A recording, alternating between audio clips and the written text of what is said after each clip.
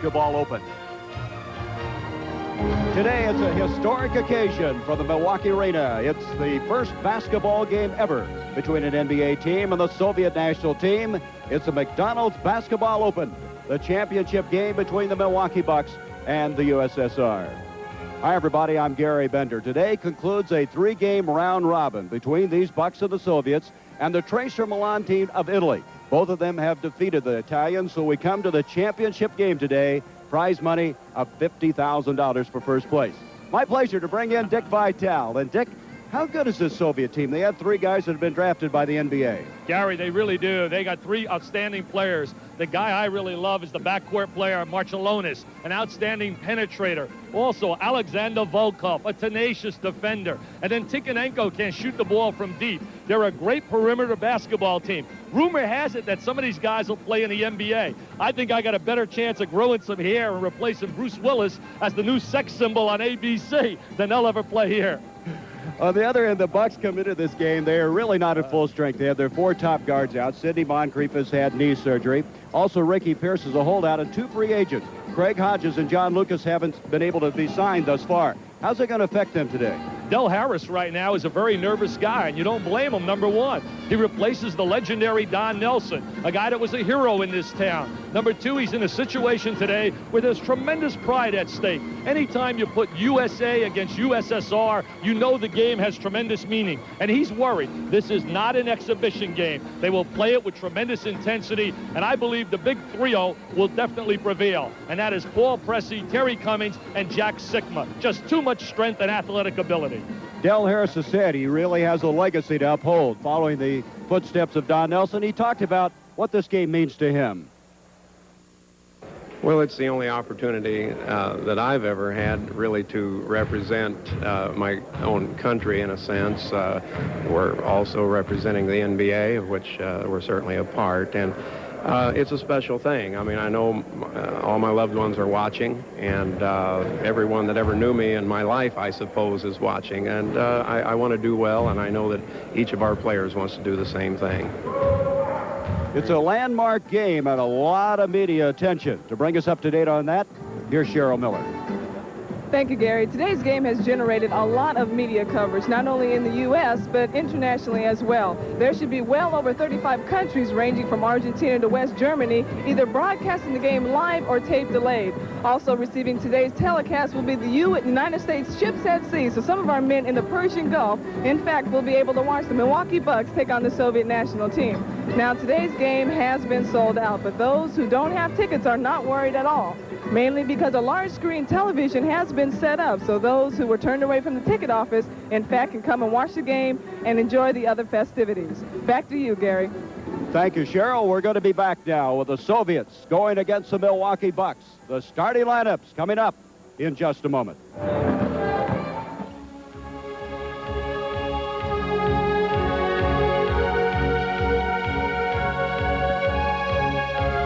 This ABC Sports exclusive is being brought to you by McDonald's. It's a good time for the great taste of McDonald's. By Miller Brewing Company, sole sponsor of the U.S. Olympic Training Centers. By Toyota Trucks, setting the standard for quality and value. And by Diet Coke. Enjoy Diet Coke. You're going to drink it just for the taste of it.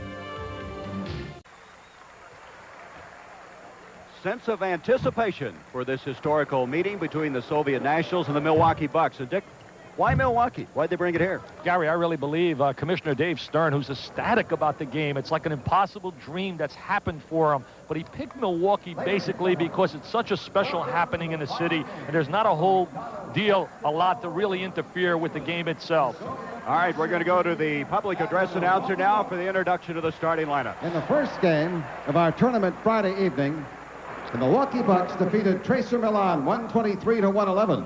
In yesterday's game, the Soviet nationals were victorious over Tracer Milan 135-108.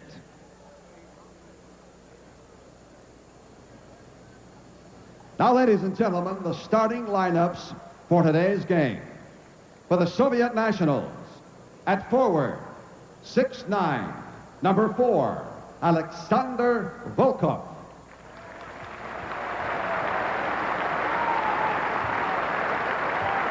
For the Milwaukee Bucks at forward, 6'9", number 34, Terry Cummings.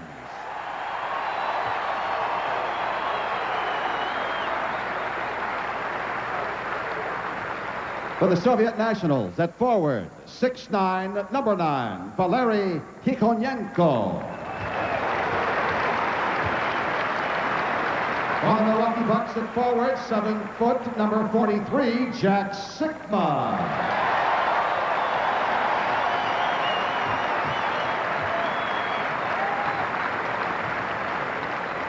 For the Soviet Nationals at center, 6'11", number 11, Viktor Pankleskin.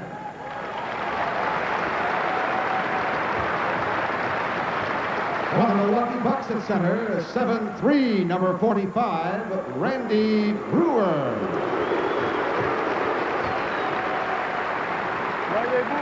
For the Soviet Nationals at guard, 6'4", number 5, Teet Sok.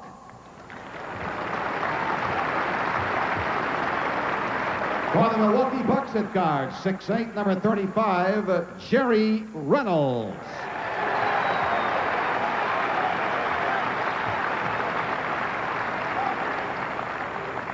For the Soviet Nationals at guard, 6'4", number 7, Sharunas Marchulunas.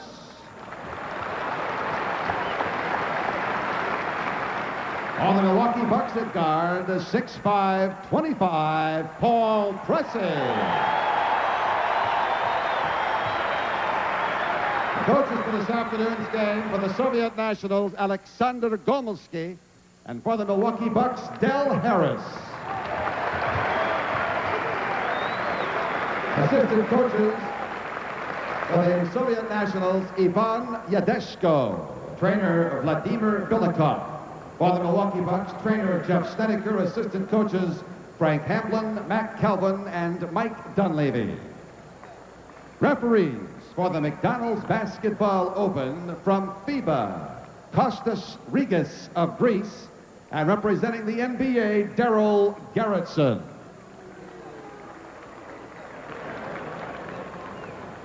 Ladies and gentlemen, please stand now for the playing of the Soviet and U.S. national anthems. First, the national anthem of the Soviet Union.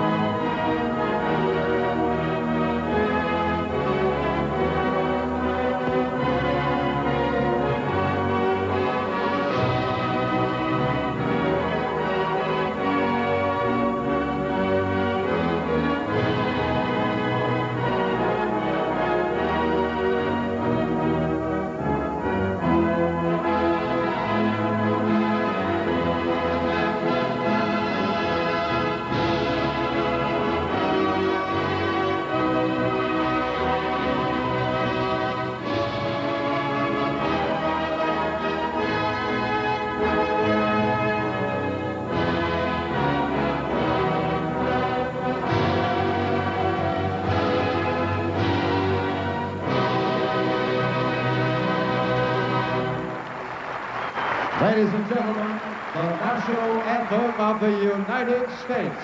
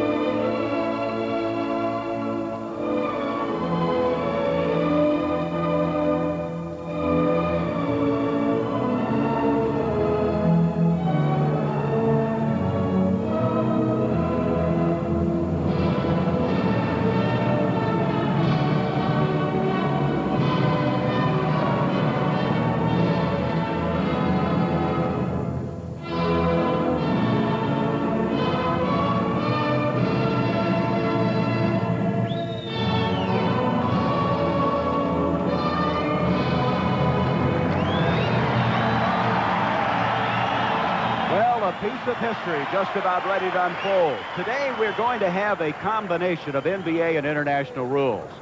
For instance, we're going to be playing with a trapezoid lane that widens from 12 feet to 19 feet 8 inches, and the three-point line is a little bit different. Well, the three-point line, Gary, is going to be 22 feet as opposed to 23.9 in the NBA and versus 20 feet 6 inches internationally. They're meeting them halfway by moving the NBA line up and moving the international back. But the widened lane should be a little interesting. It's 19 feet 6 inches across the across the foul line area as opposed to 16 feet in the NBA. And the reason I say that can be interesting is, number one, with the trapezoid, it can affect the rhythm and the timing offensively of the Milwaukee Bucks, who like to run a lot of screen downs from their help side. Also, 4 12-minute quarters as opposed to 20-minute halves in international ball. A 24-second shot clock, and they can play any defense. Any defense could really be interesting. Yesterday, Gomelski, the coach of the USSR, did not show any zone defense at all. I think today, if he has a shot here against the Milwaukee Bucks, we'll see some zone defense to force Milwaukee to shoot the perimeter shot. On Krashkin going up against Brewer, and Brewer easily comes away with a tip.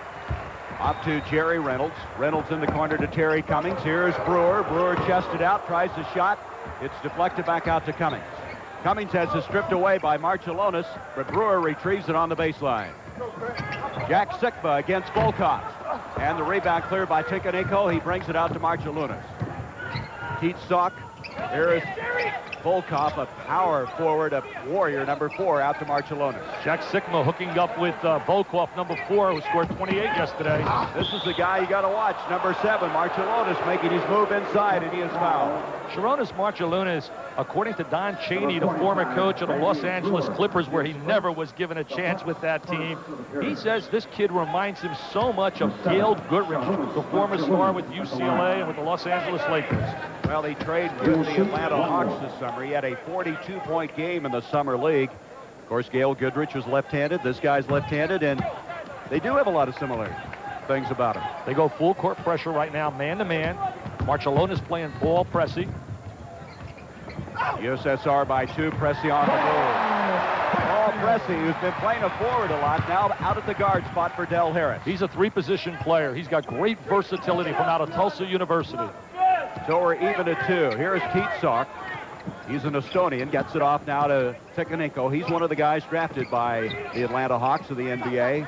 Here's Krashkin, who was not expected to start, but they lost their center to injury. Volkov, and that will count, and he's fouled, and that shows you his ability to go to the hole. He's a slasher. He's a driver. We saw him yesterday against Bob McAdoo. McAdoo ended up with 41 points for Tracer Milan, but when this guy was in the game, his tenaciousness really bothered McAdoo. Nobody steps in to give any help. That's the widened lane, and there's the strong drive. He was drafted by Mike Fratello and the Hawks also. He's a Ukrainian, lives in Kiev, 6'9", a 23-year-old, and he now has given the USSR a 5-2 lead.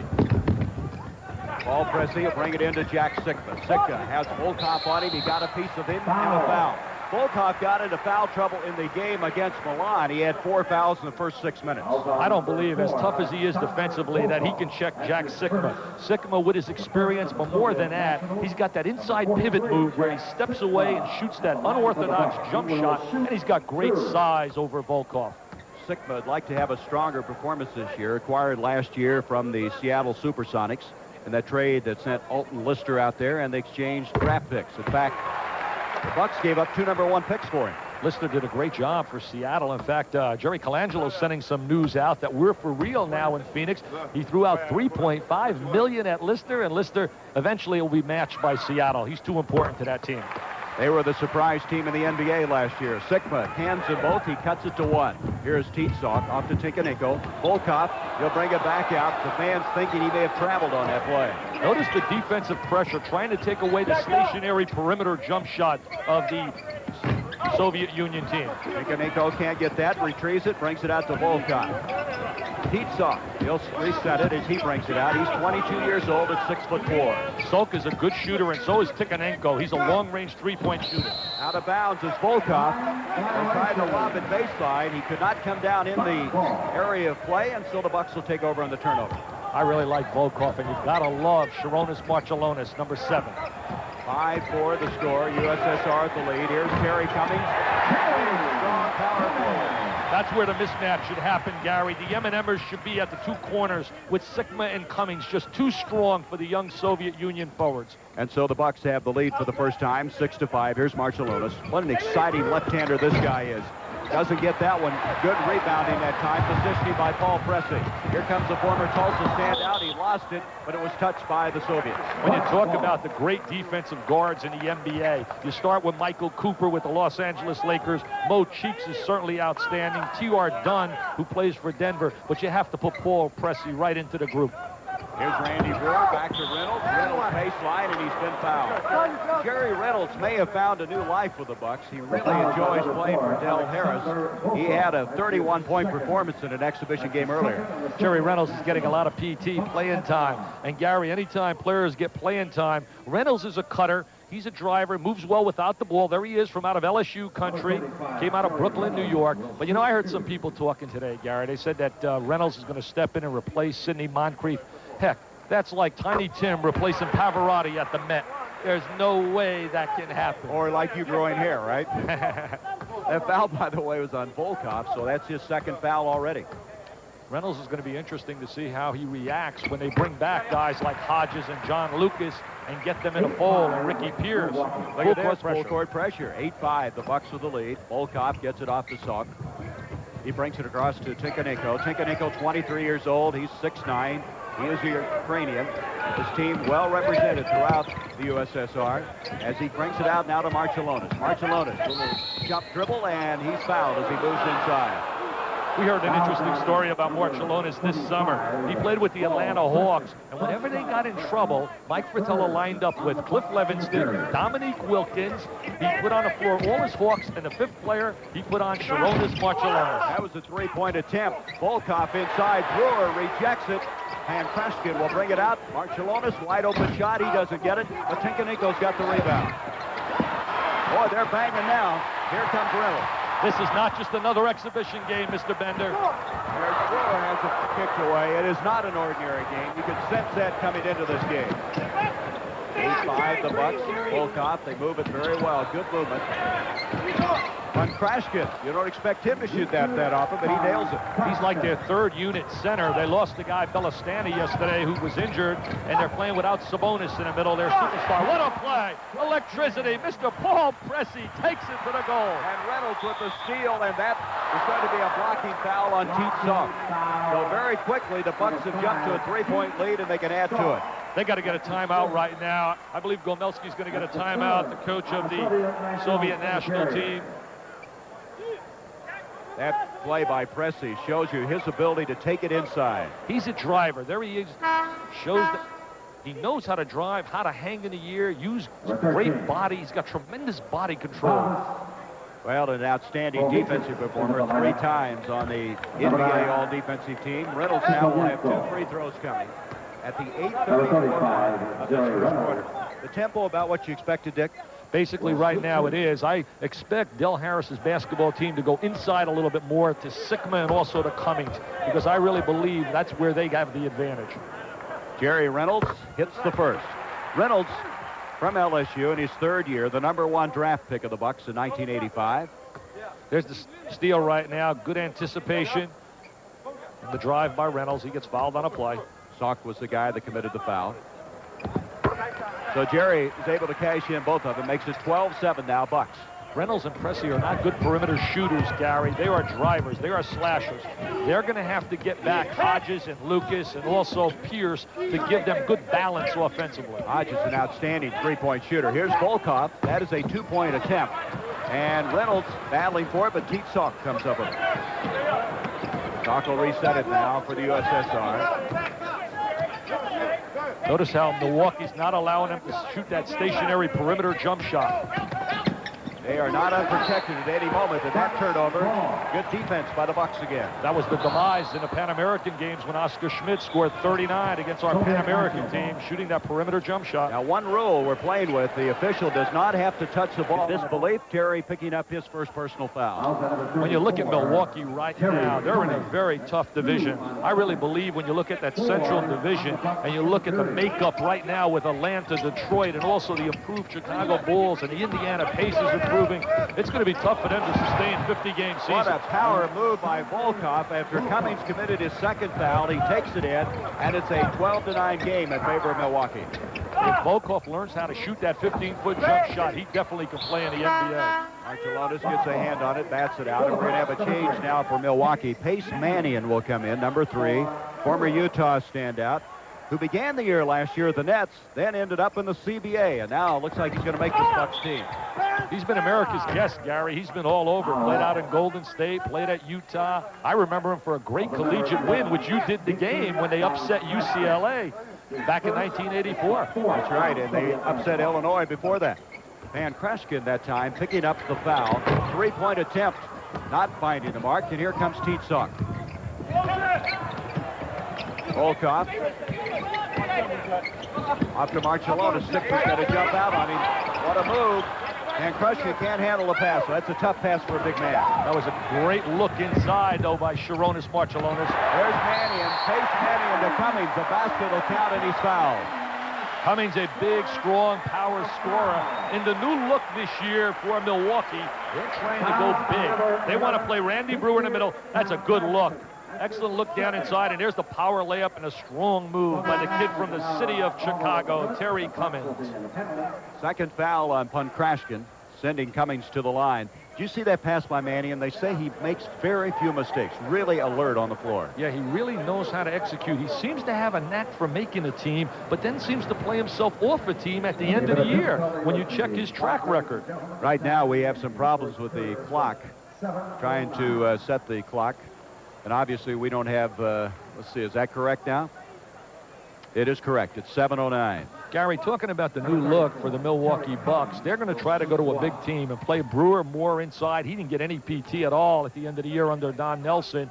And they're going to play Cummings at the small forward position and Sigma at the big forward position. Now, if they had Sidney Moncrief and you put John Lucas back there and bring Pierce off the bench, that is one tough basketball team. USSR now has 5 team fouls, so already they're in the penalty. 15-9 now. The Bucks with the lead. Teetsuk inside, and that basket's going to count, and he's fouled. He's an improved player. They say he has really improved his game. This summer, they were locked up in the European Championships against Greece, and over in Athens, they lost 105 to 103 with 17,000 screaming fans. And the star of the game from Seton Hall University, Nicky Galis of 1979 fame, scored 40 points. Excuse me, Jerry Reynolds committing the foul, 15-11. Milwaukee leading the Soviets. We'll be back. Back at the Milwaukee Arena, Gary Bender and Dick Vitale. The Bucks with a 15-11 lead as the Soviets now making a change. Vladas Homachis is coming in, a 6'2 guard, a very gritty, determined guy at 28 years of age. He'll be number 13. He's a very experienced player, and he can really shoot the basketball. In fact, Rick Barry absolutely loves him. He believes that Homachis can definitely play in the NBA. Their strength is their backcourt. Naturally, not having Sabonis here, who really has been on a decline. I'll tell you, Gary, when I saw him as an 18-year-old, it could be because of a lack of competition in Europe, but he has not improved at the rate I thought I'd see in his career. Well, there's talk that Sabonis may never get back. He has severe Achilles tendon problems. He's had 3 times, I believe, he's been cut. 15-12 now, the Bucks. Cummings with Volkov on him, and Terry doesn't let that stop him with the shot, as coming out of it now is Teetsuk with the ball. Suck really wants to shoot that one-hand jump shot, and they're not going to allow him to do it. They have a kicking violation. They'll reset the shot clock back to 24 seconds, and the USSR will inbounds. Homachis will bring it in, number 13, out to Suck. Homachis is the guy who is a real gym rat. He spends about 10 hours a day working on his shot. And we're going to have a foul on Pace Mannion trying to stop Marchelonis. They really work very diligently in practice. I was so impressed with their workouts. Alexander Gomelski really puts them through a lot of intense workouts, and I had the chance to talk to him earlier today, and I'm going to tell you something. He really loves Bobby Knight. There we look, him trying to come over the screen. A little bump by Mannion. Both teams now are in the penalty. Marchelonis, second shot, and he cuts it to 1. 15-14, the Bucks. KCRG TV9, Cedar Rapids, Waterloo. Crowd been kind of quiet. I think they're kind of awed a little bit by this USSR team, just kind of scouting them out. They're a lot stronger than the team that came here last year on a tour and was 8-6 against the Collegians. I think Del Harris thought that they were keeping some of their game under wraps, too, against that team from Italy. There is a shot missing by Homicus. Here comes Paul Pressey. Reaching out on him is Marcellonis. Nice backdoor cut. The assist to Pressey, the basket to Reynolds. Reynolds really runs an excellent backdoor cut. Volkov to Marcellonis. A little out of control on that play. And it comes back to Pressey. Breakaway to Reynolds. Jerry Reynolds. Best game. He loves that transition game. He likes the open court. He wants to get up and down the floor. Here comes full court pressure. This is one of their real problem areas if the ball doesn't get in the hands of Marcellonis. 19-14 now, the Bucks. I get the feeling the Soviets a couple of times have been a little out of control, trying to break down the floor. Volkov out to Sock. Way short of the mark. Good defense by Pressey that time. Reynolds to Sigma.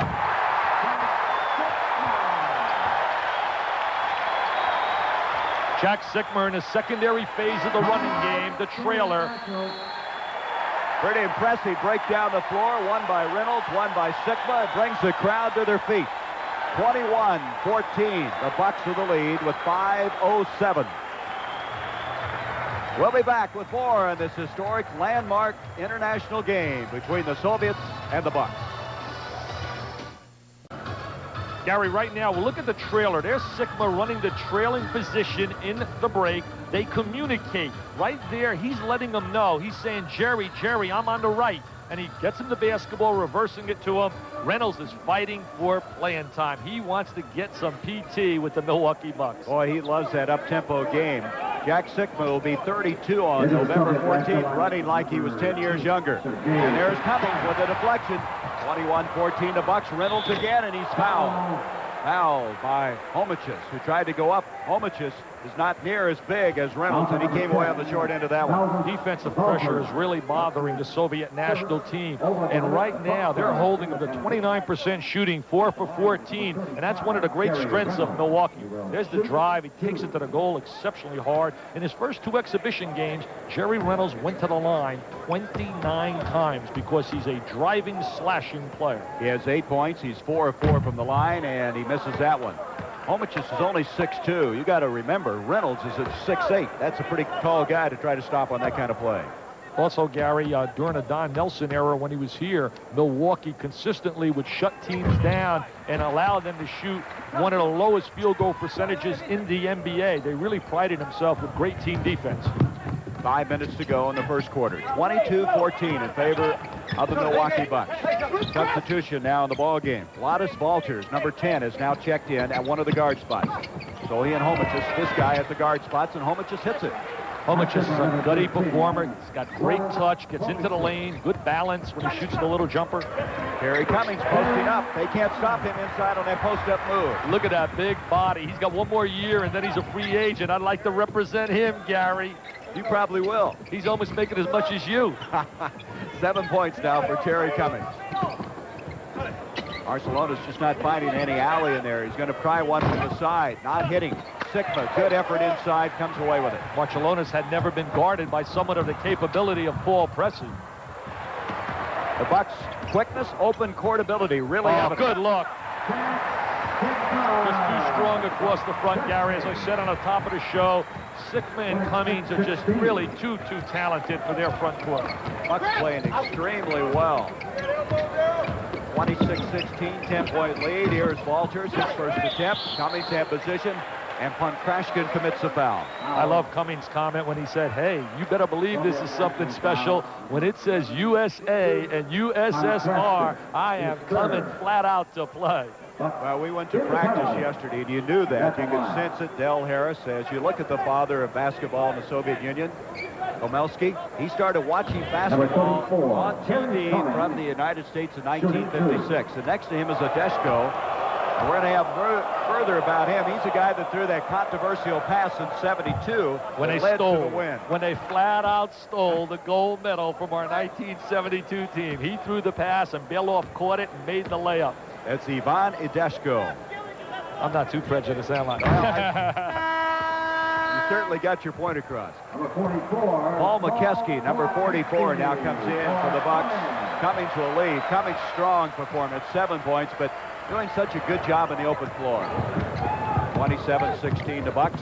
We haven't seen any three-point conversions thus far by the Soviet Union team, and they live off the three-point shot. Kamelsky getting ready to change centers. He's going to bring in Goberov, a 21-year-old, as the other center who picked up his third foul a moment ago.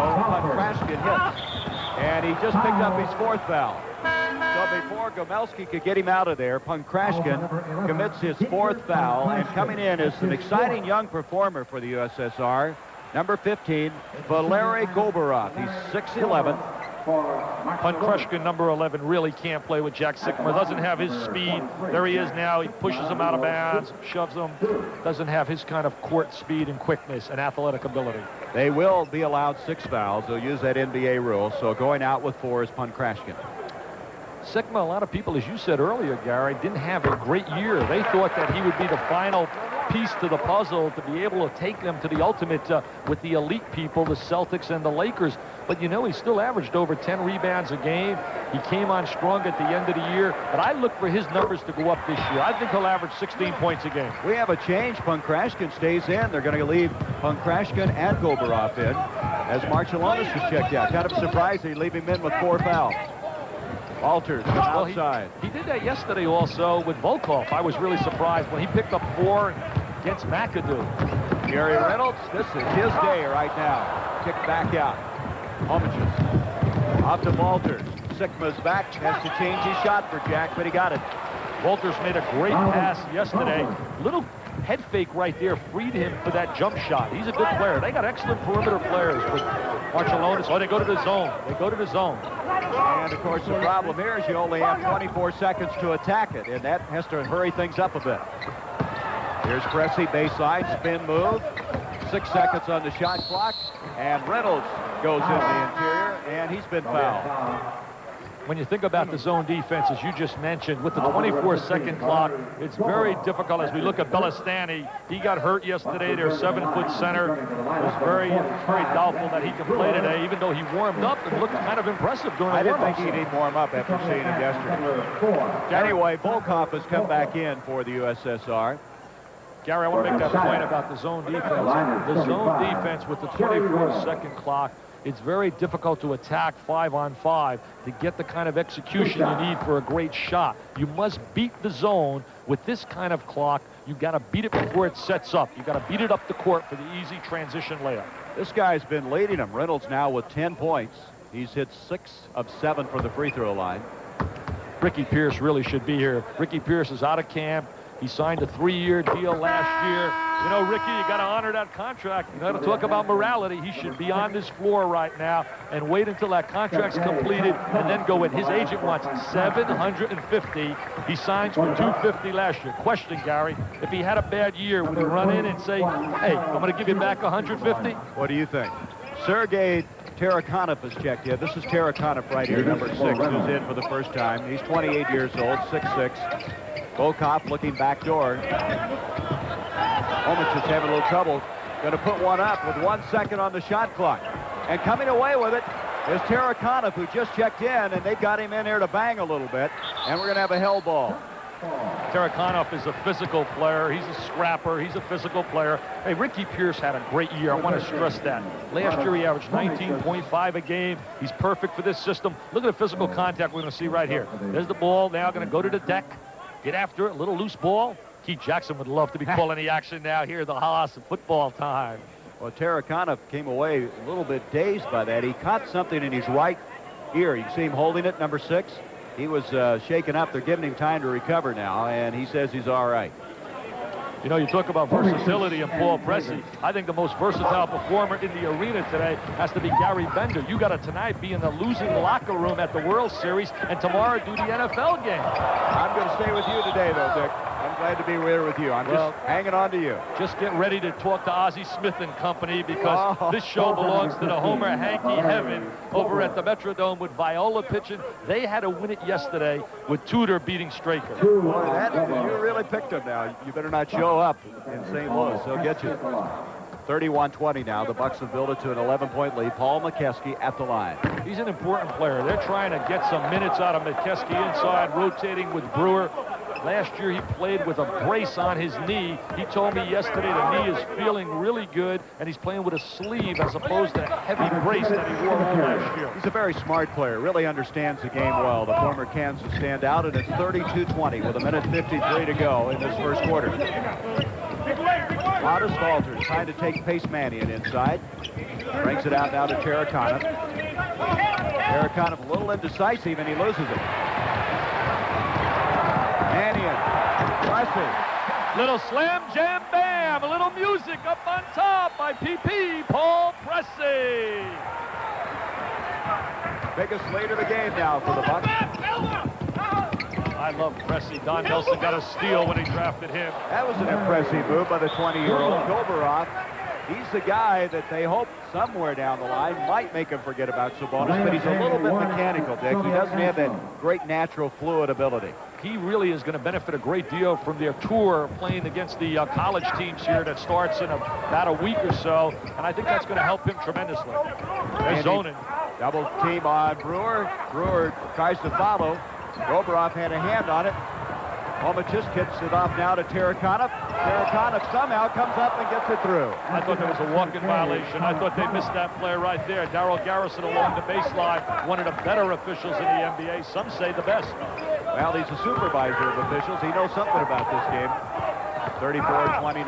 Brewer, very awkward-looking shot. Out it comes to Homachis.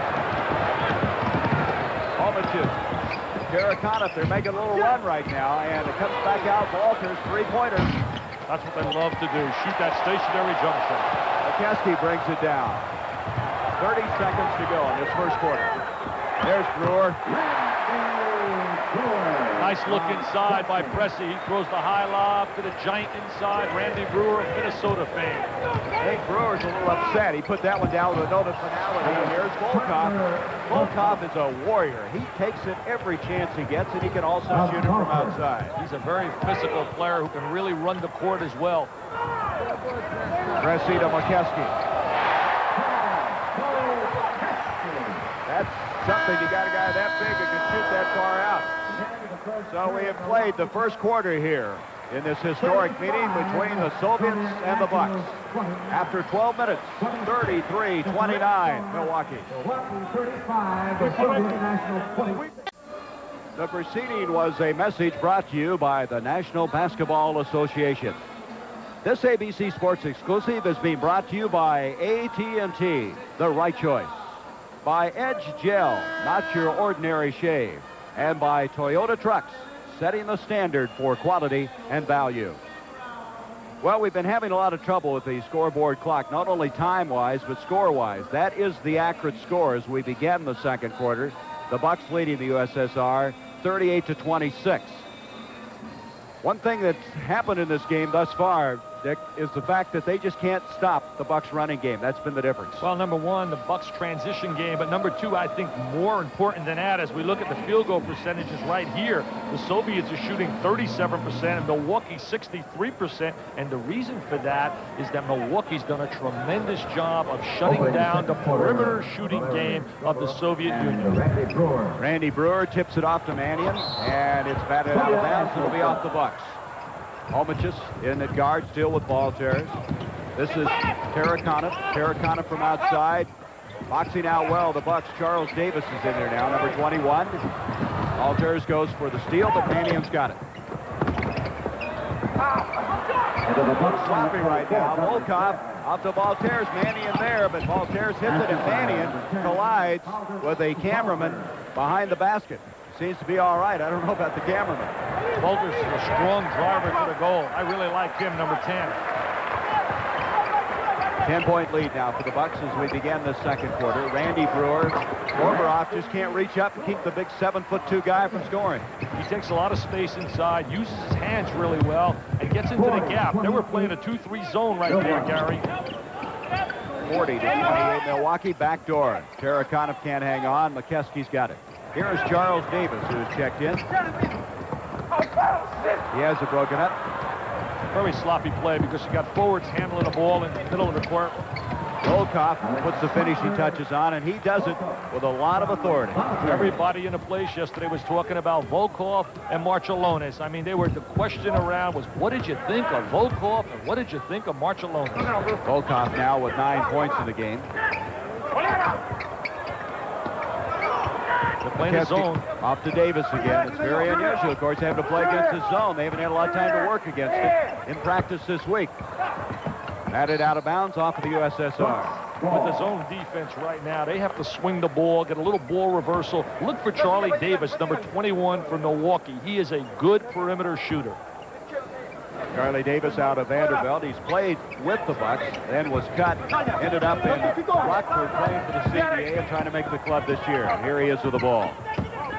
McKeskey, nice spin move. Gorbarov can hang on, and it's off. That's their version of the Twin Towers, playing Brewer and playing McKeskey. I don't know if that can compete with the Twin Towers in Houston, Sampson and Olajuwon. Sikma comes in. Randy Brewer will leave. Sikma, as we said, will be 32 November 14th. He scored over 13,000 points in his career, 7-time All-Star. And that one's kicked out of bounds by Volkov. They'll reset the shot clock to 24. Mentioning Olajuwon and also Sampson, they can use Marciulionis. They can use a guard. Sigma inside. Brewer checked that. McKeskey with the follow tip. It shows you how well he plays the game. Seems to be in the right place, even though he has that bad knee.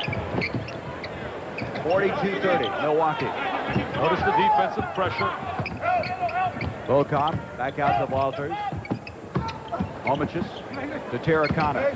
Homicius is the guy they want to get to shoot the ball. Volkov is not a good long-range shooter, number 4. And he doesn't get it. Sigma's got it, and he'll bring it out. Good hustle that time by Homicius. He's a gritty, determined guy. He'll go down for it. USSR is 0 for 9 on three-point attempts. Because Gary, they're having to shoot the three-point attempt with a hand in their face and with defensive pressure. They're not allowing them to stationary, get set up, and to shoot that jumper. So this Sigma posted inside. We got a mismatch size-wise, and there's the foul. That's Balders committing a foul on Sigma. The USSR going to make some changes when we pick up the play. Gomelski trailing by 12 points in this game with 9:22 to go until our halftime at the Milwaukee Arena. We've talked about Gomelski. He has directed this Soviet basketball fortune for a long time. He has a very unusual way of getting his team prepared.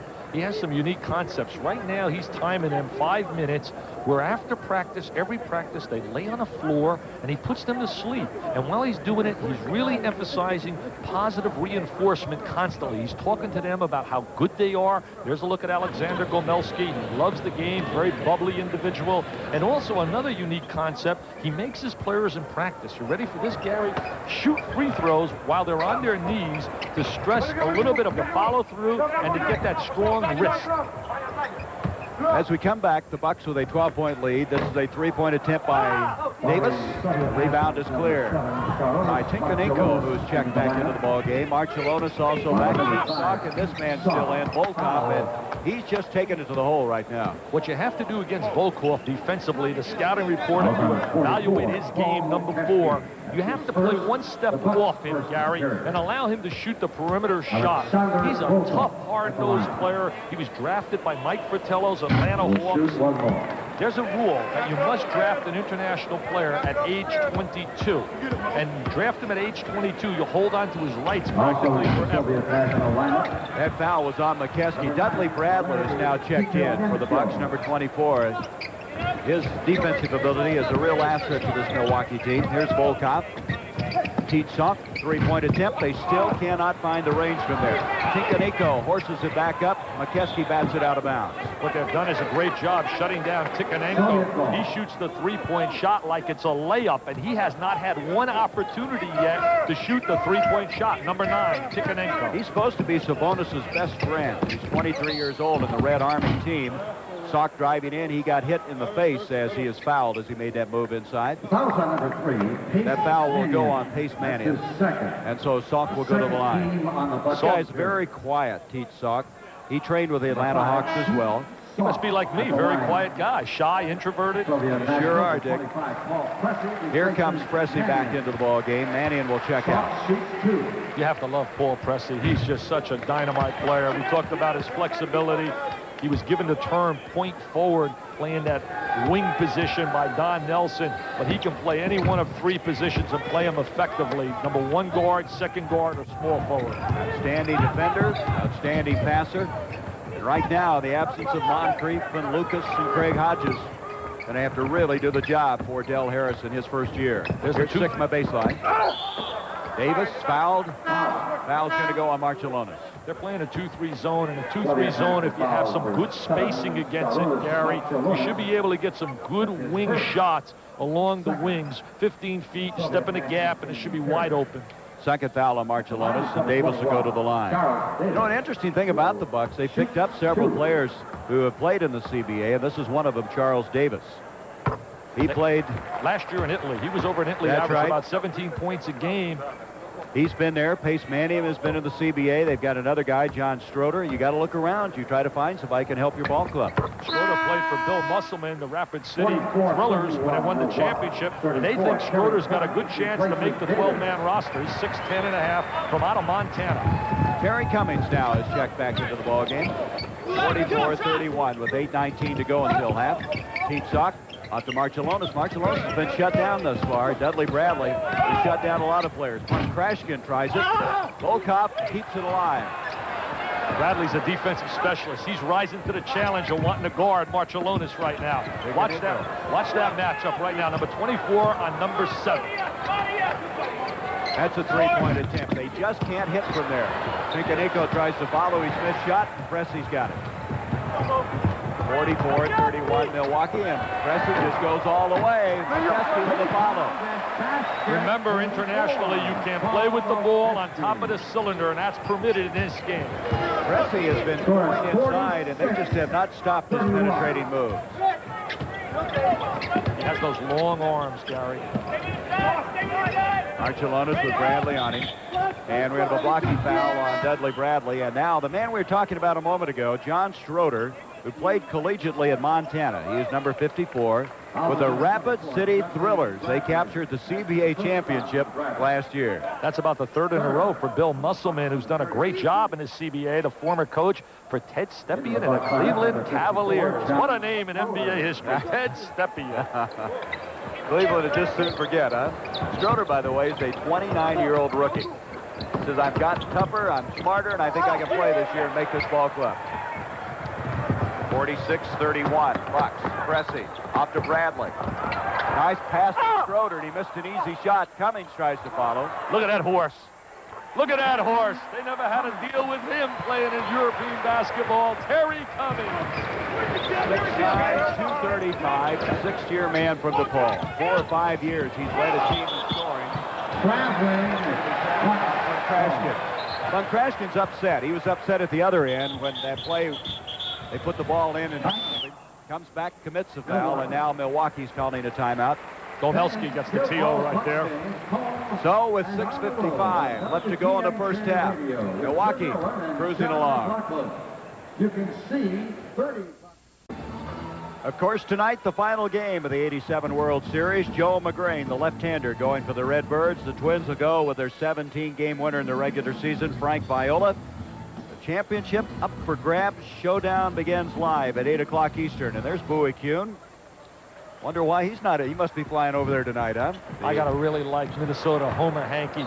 Hey, I'm going to give Michaels, Palmer, and McCarver A+. I'm going to be a TV critic, and I'll tell you something else. We'll get through that after this layup. There's Cummings, fouled. Goberov committing the foul. Go ahead, Dick. Big, strong play. Hey, McCarver's got to be an all-time wacko. Any guy that has an opportunity to play a lead role with Bo Derek and turns it down. Now I know why he was a catcher. They tell me catcher and lineman are absolutely Zulu, and those guys have to be wacky. He turned it down, huh? What was the name of it? I don't know the name of the movie, but I heard that John Derek called and said, I want you to play the lead with Bo Derek. Why did he call me, Gary? You don't have enough hair. 48-31, Cummings now with his second shot. By the way, that last timeout was charged to the Bucks. Gomelski tried to get it as well, but they'd already charged it to Milwaukee. Gomelski's had a tough time with the timeouts. He doesn't really understand the TV timeouts and when to call them. I also believe that he realized how strong Milwaukee was going to be and what a tough task. There's Schroeder from outside, so after missing an easy one, he hits one from outside. He's 29 years of age, and we looked at Del Harris on the sideline. Del Harris really believes he's got a chance to make this team. He's very excited about John Schroeder as a backup player. 20-point lead now for the Bucks. Archelaus has really not been a factor in this game. I thought he might be the guy that would make a difference. Paul Pressey has locked them up. He has really locked them up. Deep sock, and Cummings with an impressive rebound. 6 minutes to go now until half. Gary Cummings, nice head fake, off to Schroeder. Little dancing music, but they let it go by. But Schroeder takes it up strong. He wants to make this team and get that big paycheck. This kind of basket will help his cause as he's hit now 2 back-to-back. He's been a basketball vagabond. You got his whole record there. It's unbelievable where he's been. You have to love to play the game, to be up in Rapid City and then move different places. Went back to work for a while. Archelaus just isn't finding the mark. There he gets it on his foot. He's 1 for 6 right now. He missed his first 5 shots, number 7, but he can flat out play. He can start with a lot of NBA teams. Believe me, he's a solid all-around performer. Paul Pressey running off his defender. Schroeder, big, strong guy on the floor, and we're going to have a jump ball. Substitution now. Walters will come back in for the USSR, and Tinkenenko will check out. He is out of uniform. He has different colored shoes than the rest of them. He wears shoes that Larry Kam, our director, would wear when he played, with his black underwear hanging out of his shorts when he played in the YMCA. I hope you and Larry speak to each other after this is over. 53-33. Off to Schroeder. At Paul Pressey. Pressey with sock on him. Paul just forces it in.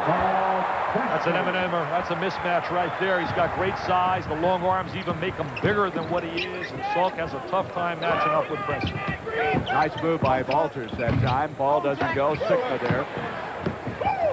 Jack brings it off to Pressey. Here's Terry Cummings.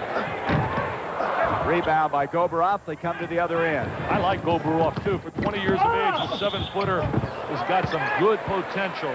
That's going to be a charging call. It's going to go against Team Salk. So Salk committing a personal foul. That's his second. That is his second personal foul. The Bucks will inbound. I was talking to Darryl Garrettson yesterday, and I really like the NBA rule on a charge. You can't have a score on a charge, as opposed to that makeup call you have in collegiate basketball, where you count it and you go on the other end and you shoot a one-on-one. You saw Volkov coming back into the USSR, number 4. So Volkov on Krashkin and Goberov, the front wall, and that's thrown away. Anticipation, but nobody there. So they have some big guys up front now trying to offset this rebounding of Milwaukee. Dudley Bradley, what a situation to come off of the bench with a defensive player like he is. Archelaus just can't seem to hit that shot. Bradley's a defensive specialist, Gary, as you alluded to earlier, coming out of Dean Smith country at North Carolina. But he's going to have a very difficult time making his team. I think the numbers are against him. Goberov was able to score and was fouled by Schroeder. As coming back in now will be Jerry Reynolds for the Bucks. So it's Pressey along with Reynolds, Terry Cummings, Sigma, and Schroeder. Here he is. Jerry Reynolds. Goberov now. Goberov has got a lot of potential. This guy's 6'11". He's only 20 years of age. He's got a very good touch, very strong. I was impressed with him during the workouts. And I think on a collegiate tour, he'll get a lot of experience and could be a solid player in another year. Boy, they do have a very impressive number of teams they're going to be facing. Well, they got to go against North Carolina, Nevada, Las Vegas, Arizona, Vanderbilt, Indiana, Kentucky. They don't have any Coastal Carolinas or any teams like Clemson has. Cliff Ellis down there. Do you hear me, Cliff? Look at that tip in. Schroeder playing strong and trying to make this ball club. Has scored 6 points. 57-34, Milwaukee. A lot of people in camp for the Bucks, and this is a chance for some guys to take an inside track to making the 12-man roster when they open the season November 5th against the Boston Celtics. And then they have the Detroit Pistons. That's not going to be easy. Archelaus, foul by Cummings. Barcelona's not able to hit outside, now trying to operate inside. I think the frustration right here during this half has been the inability of the Soviet Union team to shoot the long-range jump shot. They were really shut down. We watched Barcelona's move without the ball. There's the little head fake inside. Good poise, lays it up on the glass and converts it. Cummings with his third personal foul. Hey, the players love Michael Fratello. They think he's the best NBA coach they have ever worked with. Michael, don't get too excited. You were the only one they've ever worked with. Sigma double teamed on the baseline. Volkov reaches in, comes up with it. Alexander Volkov. He wants to He drop rocked with that one. He's constantly thinking, take the ball to the goal.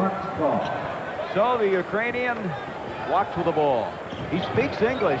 They say he's a bit of a ham. If he tries to stop that shot by Cummings, and Cummings right now hitting everything dead center. Strong first half, 59-36. He has 13 points. He's just a big-time baseline scorer. He can play on the boxes. He can go out to the corner. Look at this. Cummings on the steal. Give it back. Reynolds. Oh, that's goaltending. Yeah, that definitely is goaltending. That wasn't in the cylinder. No, it was not. Reynolds, a little hot dog, a little mustard time. Instead of giving it back, he said, I'm going to take it to the goal. You got enough points, Mr. Cummings. Not a bad mid-air fake, though, was it? He's got some ability, Gary. He has to learn how to play the game in terms of good execution and use his brain a little bit more than just his ability. Volkov knocks it out of bounds. We're going to have a timeout by the USSR. Substitution coming into the ball game. That's Winston Garland, number 5. Del Harris bringing some new troops into this game. A lot happening. The World Series, international landmark game here, and the NFL. Washington, who's lost only once. They survived that strike very effectively, and the Colts defeating New England. That was a big win for Ron Meyer, used to coach the Patriots. San Francisco over New Orleans. They did very well with their replacement team. And Green Bay defeating Detroit. That game was played in the Silverdome. Pittsburgh over Cincinnati. And Chicago, Tampa Bay, 27-26. Jim McMahon was expected to play in that game. They were started by Komzak. 61-36 as we pick it up again. On Krashkin on the missed shot by Sigma. 2:15 to go until half. This is Holmes back in the ball game. The Soviet Union's an outstanding running basketball team. They use the air pass exceptionally well in running the ball up the court. But Milwaukee's done a great job in defensive transition and taking away the running game. Boy, Volkov was kind of mugged on that one, wasn't he? Out it comes to Pressey. Suspended in midair. Krashkin did a good job defensively. It's off of him. And it will be the Bucks ball. Winston Garland, as we mentioned, coming in during that last break. He's a rookie out of Southwest Missouri State, and he's on the edge trying to make this club. He told us yesterday one of his great thrills was beating Clemson in the NCAA, and then they lost the heartbreaker to your alma mater, Kansas. Count the goal, continuation in the NBA. Shows the strength of Jack Sigma. 7 foot, 250, able to horse that one in. The guy that committed the foul was Walters. Little screen and roll. Walters. Just a little screen and roll right there, Gary, and he demonstrates the great strength you just talked about and takes it up and scores. One free throw coming now for Sigma. He's called the Blonde Angel in Italy.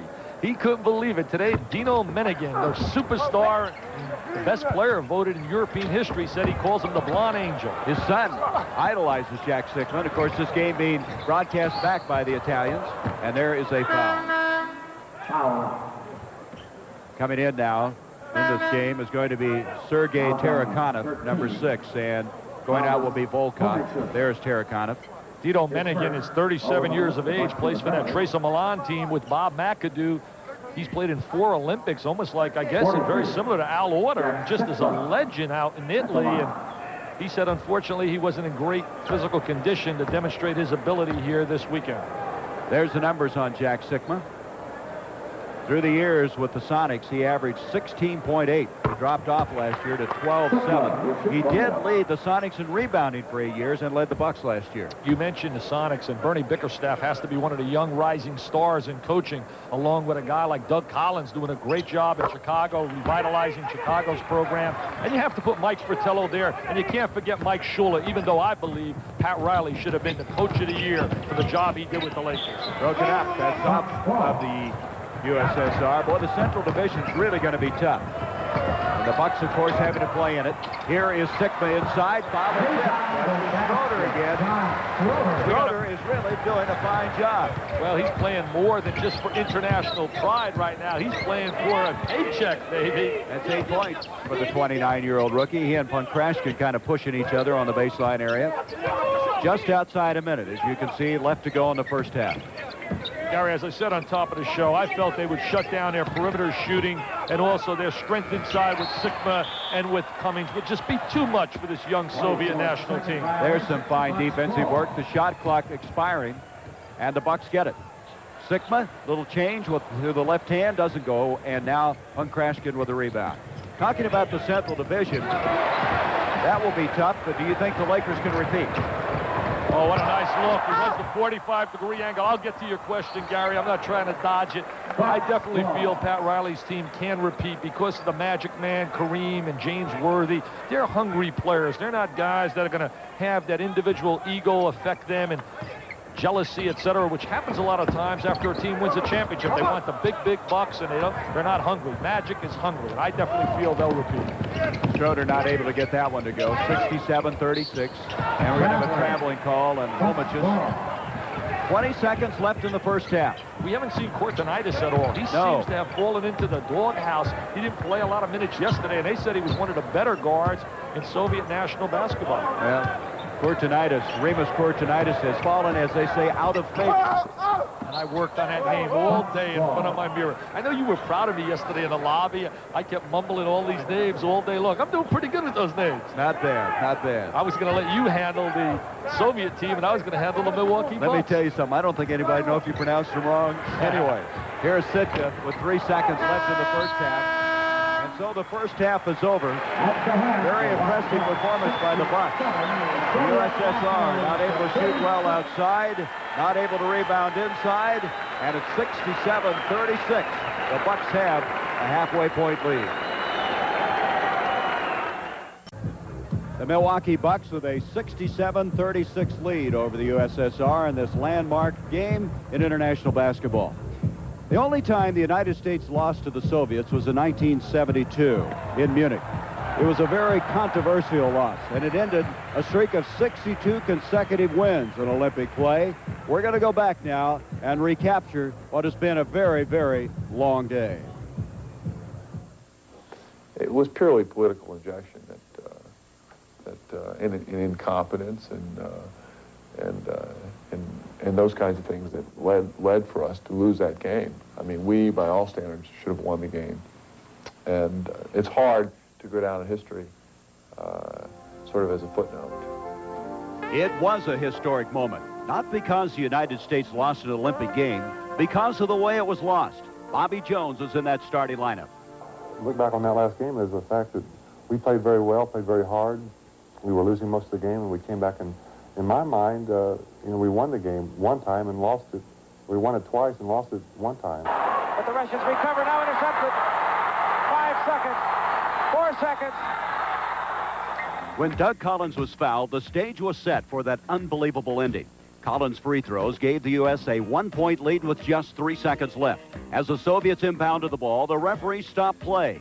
The Soviet coach had called timeout when Collins was on the line. They got a second chance. So we'll have to speculate that it's all over. Wow, what a finish. The United States winning their 8th consecutive gold medal. This place has gone crazy. Wrong again. A Basketball Federation official overruled the referees, saying the clock was set incorrectly. The Soviets had a third chance. But apparently, there is time for the Russians to go to their big man, Alexander Belov. They're going to try.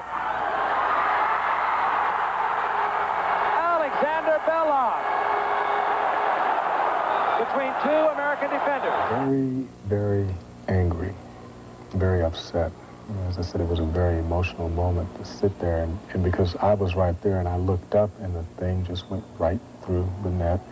Also, for years, I felt a little guilty about us losing the gold medal, and then it dawned on me years and years ago that it wasn't my fault. Situations and circumstances sometimes are beyond your control.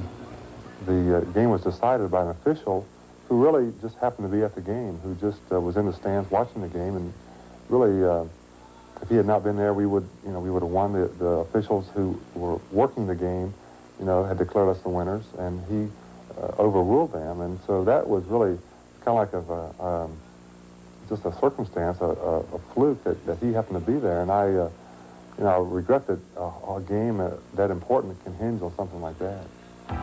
Call it politics or a bizarre twist of fate.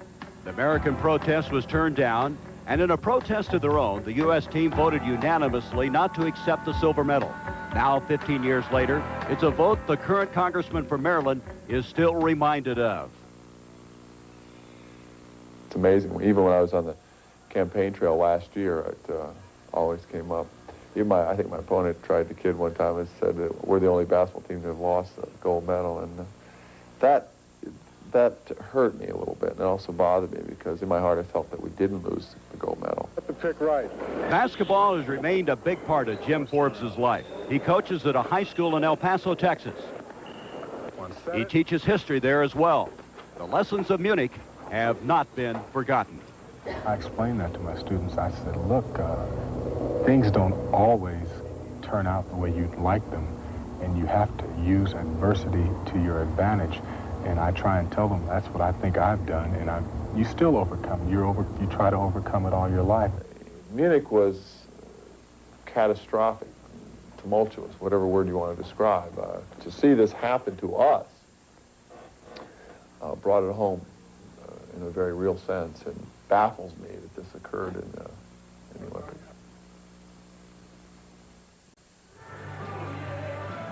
Milwaukee leading the Soviets at halftime, 67-36. You go back and reconstruct this game. Look at the second quarter. The Soviets scoring only 10 points.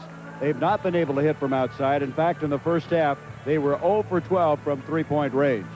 With us now, the commissioner of the NBA, David Stern. And David, this project has been, what, 2 years in the making to get the Soviets together with an NBA team? That is correct. Initially, Boris Stankovic, the Secretary General of FIBA, proposed it about 2 years ago, but it took some delicate discussions with the Italians and with the Soviets, and we're very happy to see it happen. What's the future? I've heard there might be rotating sites, and we may annually have this. Well, Coach Gomelski, that was before the game today, made a very strong pitch for this to be held in Moscow, but the Italian teams would like to see it either Milan or Rome, and we said let's wait and see how we do after the first one before we decide. You know, this is really great for international basketball. It's really bringing together some people, isn't it? Our players are a little bit too good right now, but it is great. It is terrific, and there's a whole other basketball world out there. There are 200 million people playing basketball. We just happen to have the 300 best here in the NBA. Commissioner, there's some talk that the players from the NBA might be eligible and play in the Olympics in 1992. Your feelings about that? Well, I think it's going to happen. I think that there's a special Congress scheduled in 1989 that will probably vote on it.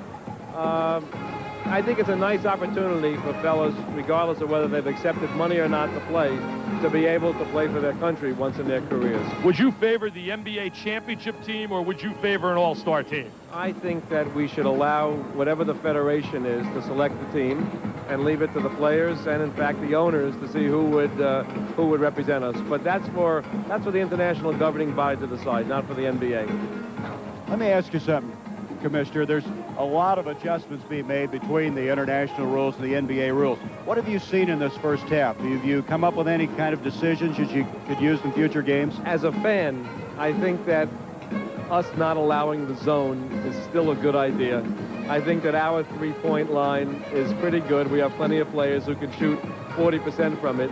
I kind of like the out-of-bounds play. It keeps the defense on their toes and it speeds up the game. But we'll leave that to the competition committee. It's kind of fun, though, isn't it? I felt the players, the Bucks in particular, felt this wasn't an ordinary game.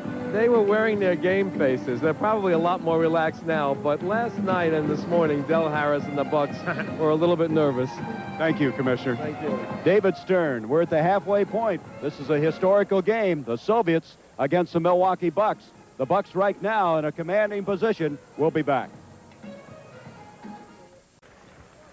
This ABC Sports exclusive is being brought to you by Jeep. There's a feeling you can get only in a Jeep. By American Airlines. Something special in the air. and by the Polaroid Spectra system.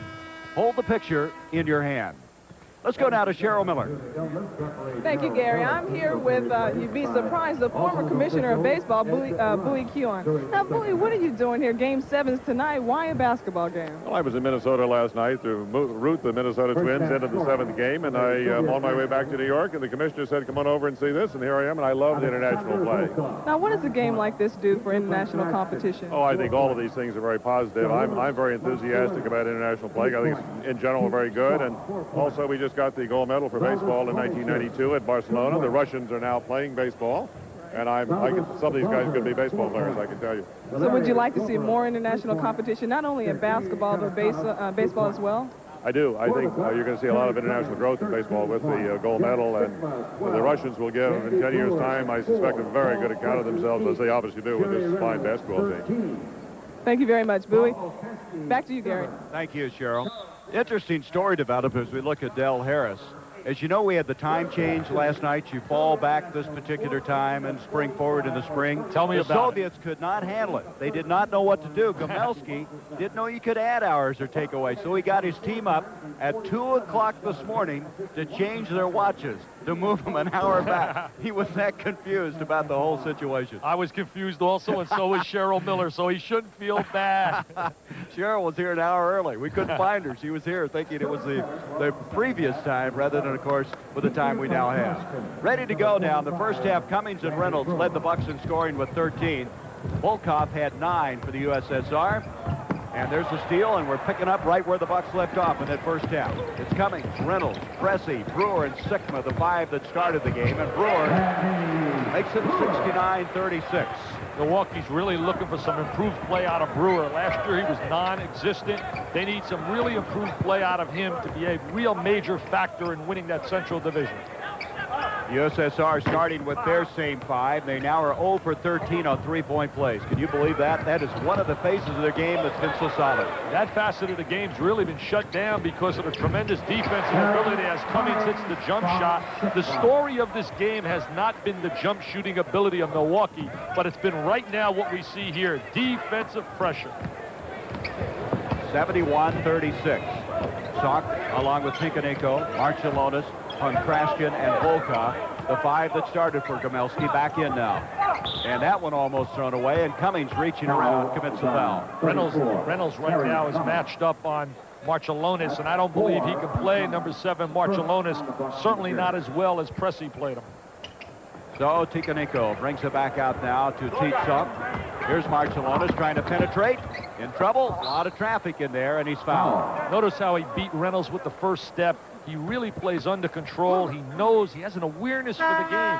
As I was talking to Dave Gavitt earlier this week and preparing for this game, David coached the 1980 Olympic squad that never got a chance to compete in the Olympics. And he talked about Marcellonis and about the fact that he has creative ability. He has that innovative shake and bake kind of ability as opposed to being very erect like a lot of international players are who play up and down. Boy, his shooting has deserted him, though. Sigma committing the foul is second. Marcellonis, we mentioned, not able to hit outside and missing a free throw here, but he gets this one. Substitution now, and here's the guy you've been waiting on. Remus Courtenitis coming in, a 6'5½", 27-year-old. That's the name you worked on all week. You ready to try it? Courtenitis is an absolutely long-range shooter. He's a fierce competitor. He's played for about a decade together in the backcourt also with, as we watch the move inside. There is Reynolds, and we're going to have a loose ball foul that's going to go against. They're going to give it to Jack Sigma. That'll be his foul as he's picked up now his 3rd personal foul. Courtenitis and Homichis really have played together for about 10 years. They really know each other exceptionally well. Here is Tinkanenko, who's been very quiet in this game, and that's a nice rejection by Brewer. Volkov tries to put it in, and it kicks back outside to Titsuk. Volkov inside, always trying to penetrate inside. Rebound cleared by Pressey. Pressey back to Brewer. That's a tough play. The trailer. Brewer trying to hold and get that shot underway. Reynolds has it blocked, but Krashkin has committed the foul. Milwaukee has too many active bodies right now, Gary. Too many quick athletes. They're a little bit stronger. You know, you look at a matchup like this, and it's a blowout right now, score-wise, and you probably sit there and you say, what would the Soviet team learn from an outing of this nature? Number one, I think they have to improve a little bit more in terms of their offensive ball movement. They have to be able to get better shot selection, especially against a team that's going to apply the kind of pressure. One ingredient, that team will never quit. You can guarantee that. Terracotta, you just saw a moment ago coming into the ball game. We're talking about Tinkanenko. He hasn't even scored in this ball game, which is very unusual. Shows you the difficulty he's had. Well, he's a stationary jump shooter as well, and if he doesn't move well, the other facet of the game that I think they have to work a great deal on, screening and moving without the ball as opposed to just stationary basketball. See, there's what they like to play. That's their game. That's Terracotta, who just came in and hit it. And here is Cummings, and he converts at the other end. Is that impressive? Can you imagine a forward combination in college? A Mark McGuire, the big horse, the wide body from down at Dallas, and Terry Cummings. Coached by one of the fine gentlemen of all time, Ray Meyer. There's the shot rebounded by Sikma. Von Krashkin having a tough time keeping up with Sikma as they convert from end to end. And it goes to Brewer. He got there late defensively, and Brewer took advantage of it. Good unselfish play. Brewer gets the score, but it was the good entry inside that made the score happen. You mentioned Ray Meyer, certainly one of the all-time super individuals in the game of basketball. Here's Volkov, double team. Terracotta, who hit one earlier, tries to follow, and Von Krashkin surprises you once in a while. Von Krashkin, I think, surprised himself, Victor, right there. Cummings. That basket would have counted had it gone, but he's fouled. Now he looks like he's on a mission out there, doesn't he? He plays very hard. I love the way his body, I mean, look at the shoulders. As we look right now, some substitutions. Von Krashkin going to the sideline. Certainly not really able to play at this level on the interior. Well, they're missing, as we talked about earlier, 7-footer Alexander Belastani. So now Goberov comes in, who's really their third pivot. 20 years of age, he's had to play more due to the injury to Belastani. In talking to Bill Wall, the executive director of the Amateur Basketball Association of the USA, as we look at Belastani sitting there in his warm-up suit. Certainly couldn't get any PT playing time today. He got hurt in about the first 2 minutes of the game the other night. But talking to Bill Wall, he feels this club's a little stronger than last year's team that came here and toured the United States because of a depth factor. They have 12 players, and last year they only had 8.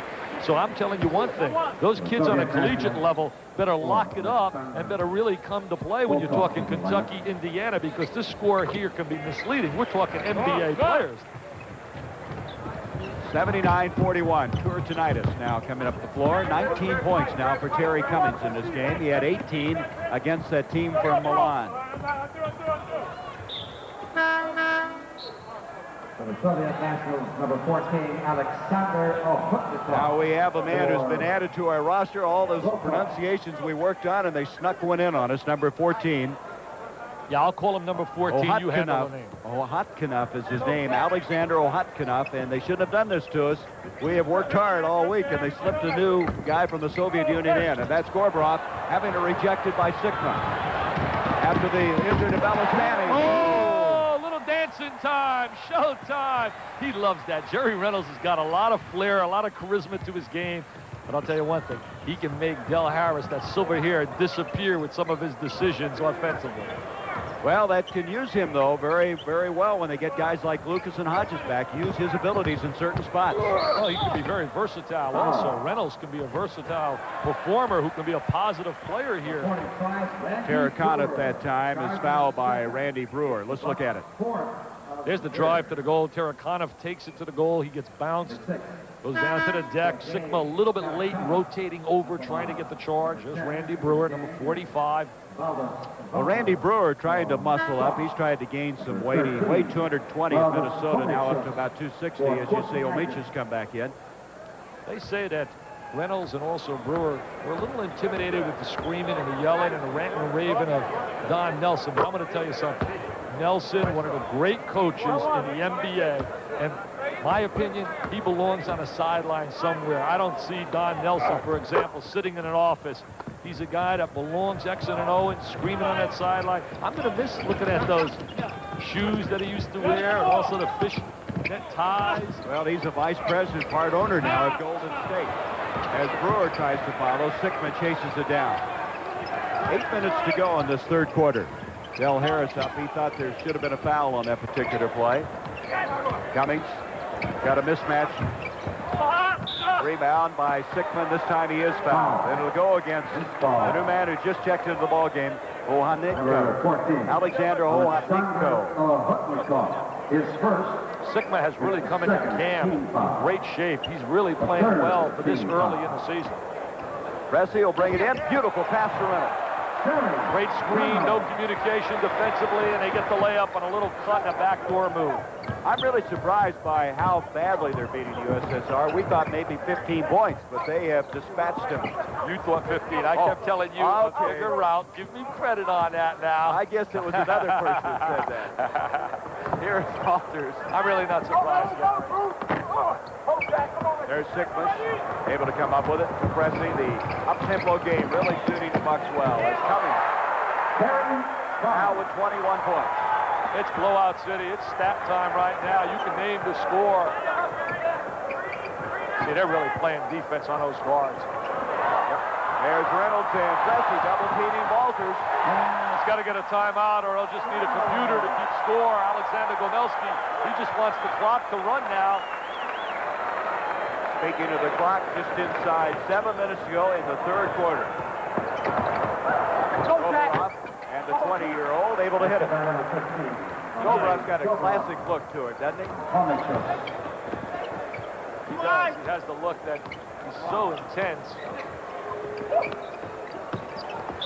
And that's going to be a foul on Homicus. Reaching in on Sigma.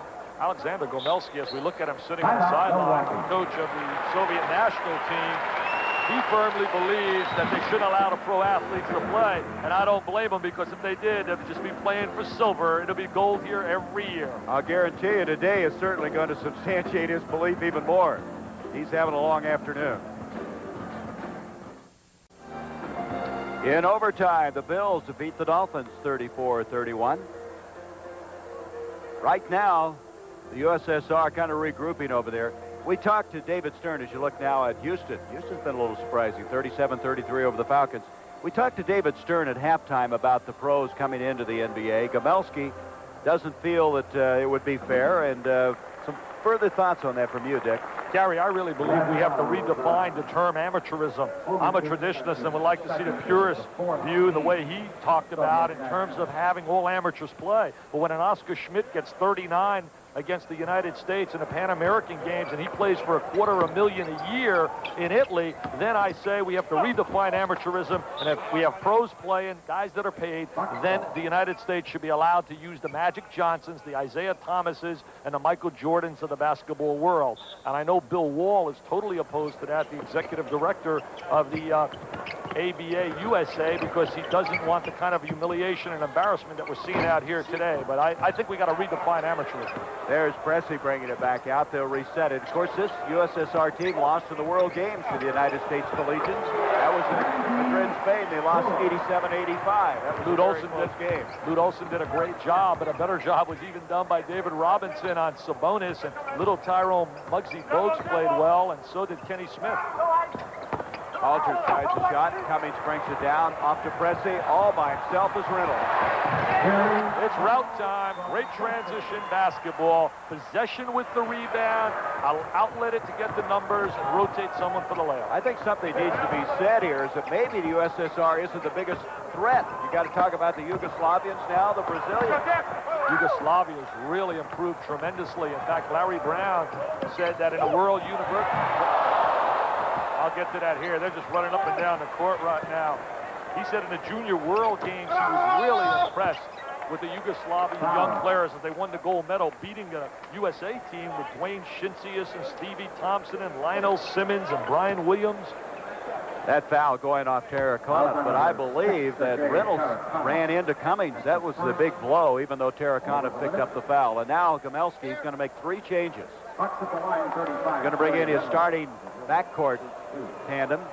Marcellonis along with Salk, and then also Volkov will come back in. In the Junior World Games, the Soviet Union finished 7th.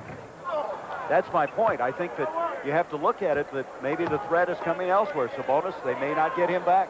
Spain is also very good. Italy is really improving. In fact, when I interviewed and I talked to Alexander Gomelski, he was very honest about that, saying we're not developing good young players on the level that they're doing now elsewhere. Louis Kuhn is talking about it getting into baseball, and I saw some of their workouts. They've got a long ways to go to compete in the baseball. You just don't learn the skills overnight. And here is Walters missing badly. Sickman saves it off to Pressey. Reynolds off to Cummings. Reynolds trying to finalize the play. The one question mark the coaches have about Jerry Reynolds is if he can finalize. Omich is able to hit that one, and that was a three-pointer. They're finally able to find the range. Here is Sickman. It's playground basketball now. Just run up and down the floor. Homich just shot that stationary jumper, number 13. He's a good long-range shooter. This continues. We may have an international incident. Right now, the USSR, seeing why the Milwaukee Bucks through the years have been such a solid franchise. They've had 7 consecutive 50-plus win seasons.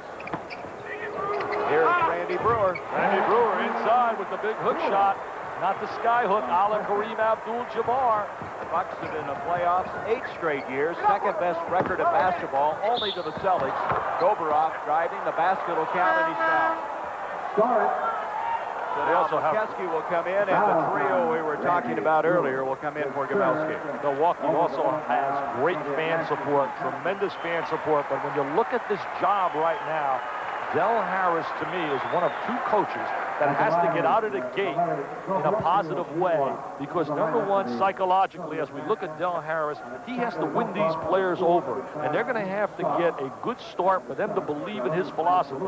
Also, Dave Wall with the New Jersey Nets. I really believe if they don't get out of the gate quickly, he can really go to the exit sign, because I really believe with guys out there like Dick Motta and Hubie Brown, you might see a coaching change after 20 or 25 games in New Jersey if Wall doesn't get him to the winner's circle. McKeskey can't hang on. Del Harris, of course, taking the Houston Rockets in 1981 to the championship final against the Boston Celtics. 3 years as scout with the Bucks, and last year Don Nelson's chief assistant. So he has had good experience in the NBA. This team, though, may be the toughest division in basketball, the Central Division, as Goberov now has hit a couple from outside. Well, it's getting wide-open shots. They're a very good wide-open shooting basketball team. But with pressure in their face, like we saw in the first 3 quarters, they couldn't do the things that they normally do. McKeskey posting up inside. Volkov broke it up, however. Marciulionis inside on Cummings. Omich just tried to do it, and Brewer got a piece of it. Thought they might have missed a goaltending right there. That was not playing with the ball on a cylinder. McKeskey, Reynolds, and Volkov commits the foul. Reynolds is really taking advantage of the playing time that he's getting. Ricky Pierce, as we talked about earlier, certainly not here, issued a threat, simply said, trade me if you don't want to give me a new contract. His agent's talking 700, 900,000. I can't even imagine those numbers, Gary. I know you can, but I can't. Get out of here. There's the Soviets with 21 turnovers, but basically, he has a 3-year deal for $250,000 a year, and I just feel, and I like Ricky Pierce. He's a great plus to this team. I think ultimately they would take care of him if he got in here. Hey, you don't want to threaten the people, because when you threaten them, they're getting a little upset, and they're going to play a little hardball. Well, I tell you what, those ultimatums don't set very well. That's 23 points for Reynolds. But I think even more interestingly, they're having to wait on the Pierce situation before they can sign Lucas and Hodges because of the salary cap problem. Right, they've reached an agreement. There's Homich right now. They've reached an agreement already with Lucas and with Hodges, but they have not signed them. We've heard from reliable people because they're trying to keep it open for maneuverability with the salary cap. And so Lucas, who really created some open floor activity, they'll like to have him back, and Hodges, one of the best three-point shooters in basketball. McKeskey again, another play inside by Big Paul. 101 to 54. They're already over the century mark, and we have 2:42 left in the third quarter. You mentioned Lucas. Also, Bob Ryan, who I really love reading his works for the Boston Globe. He talked about how his team was transformed into a running game as soon as Lucas arrived. I'm here with Boris Stankovic, who is the Secretary General for FIBA. Boris, for those who aren't aware of what FIBA is, tell us a little bit about FIBA and exactly what you do. You know, this tournament is our first experiment that we had in history to approach the FIBA so-called amateur basketball to professional basketball. Our future depends very much on this tournament and the result, and we must make the analysis, technical and financial, but we need to play against professionals, because only playing against the better than we are, we can improve. Now, are you a little disappointed in the way the score is? I mean, the Soviet team is getting blown out here. The score is really disappointing, but you know, next time instead to have 50 point the difference will be 40, and then 30, and then 20, and then at the end we will play maybe even. I don't know, but that is the goal. That is a technical goal. Well, thank you very much, Boris. Back to you, Gary. Okay, Cheryl, thank you very much. One thing we should mention, we've had a change in the officials. Ed Rush has come in for Darryl Garrettson. I understand Darryl wasn't feeling well, so Ed, who was here as one of the two sets of officials, now has come in to finish this game. Here is Goberov, kicking off the corner. Homicius, and Gorbarov keeps it alive out to Marciulionis. I guess of all the surprises I have is that Marciulionis has not scored more and been more effective today. Not to me because of Paul Pressey's presence. I think anybody that knows Pressey, Gary, exceptionally well, as we look at Ed Rush now with the basketball, one of the NBA fine officials, Pressey's such a dominant defensive player, and I personally think his pride. Remember I told you before the game started that Pressey was really ready to play? I think he read all the clips that appeared all week long about Marciulionis, and he came out here like he was checking the Magic Man. And he said, Marciulionis, I'm going to tell you something. I checked the Magic Man. I checked Jordan. I'm not going to let you show me up in my living room. I tell you, he came through. Excellent job. We have a change now for Milwaukee. Keith Smith, number 11, has checked in. He's a second-year man from Loyola Marymount. As Cummings tries the shot, Goberov brings it down, and he's fouled on the break up the floor. Keith Smith played in the backcourt at Loyola Marymount for Paul Westhead, the former NBA coach, who has quite a cast right now at Loyola Marymount. A bunch of transfers and should be a really good basketball team. Substitution now. Kryshaev coming in. Kryshaev, I should say, has come in. Number 6. There's Smith, the man we were talking about. He is a 6'3", second-year man. He was a second-round pick last year. Also coming in again will be Schroeder, as Brewer has fouled out of the ball game. So Brewer sits down with 1:45 to go in the third quarter, 103-58. The Bucks leading the Soviets. Gorbarov getting a lot of experience in this game, and I think has been much more impressive than he was against the team from Milan. He's a kid, as I talked about earlier, who has a lot of potential. Goberov now with 15 points in the game. Here's Schroeder, his check back in. Smith, a very good defensive player. And he tried to backdoor to McKeskey, and Volkov comes up with it. Volkov, Kryshaev. Schroeder brings it back out. Nice bounce pass by Volkov, getting the ball to Kryshaev. And Reynolds is kind of hammered as he goes inside, and he's fouled. Let's get back to talking some basketball. We talked about the NBA. What about the colleges this year?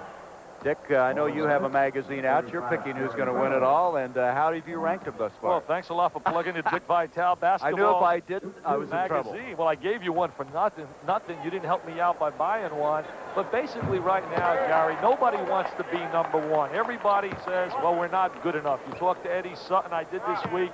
He said, heck, we're not number one. You talk to Bill Frieder. He says, Vitale, you're wacky. Basically, I go Michigan, Kentucky, the Hoosiers of Indiana with Syracuse and Pittsburgh. December 5th is going to be quite a day. Doubleheader on ABC when we have the Hoosiers versus Kentucky and Notre Dame, the courageous little one, David Rivers against Purvis Ellison and Louisville. What a doubleheader. That should be, what, 60,000 for that one? Well, I don't know how many tickets they'll sell, but I guess they can sell as many as they so desire. But I know one thing. I can't wait to sit at courtside and watch Eddie Sutton go head-to-head with the General Robert Montgomery Knight. Robert Montgomery. At the line is Volkov. Volkov takes the free throw, and it's now 104-61. 1:12 to go in the third quarter. Gomelski up now, yelling some instructions out. Gomelski, a classic-looking guy. He's had 5 Soviet teams in the Olympics. We said he's watched TV from the United States, watched the basketball since '56. Very innovative guy, and they love him in the USSR. He really thinks the world of Bobby Knight and his style of play, and also Red Auerbach. They're starting to wave here, and the other night, the Soviet players in watching the game, some of them got involved in the wave. They thought that was something unusual. Volkov on the move, and we're going to have a loose ball foul. Crowd is getting a little bit loud, having a lot of fun out here right now. Alexander Gomelski's trying to experiment with some trapping defenses right now. They'll be a much tougher team when they hook up with Bob Donowall's Illinois State team. And then they start moving on, playing teams like North Carolina and Kentucky and Nevada, Las Vegas, and in Indiana.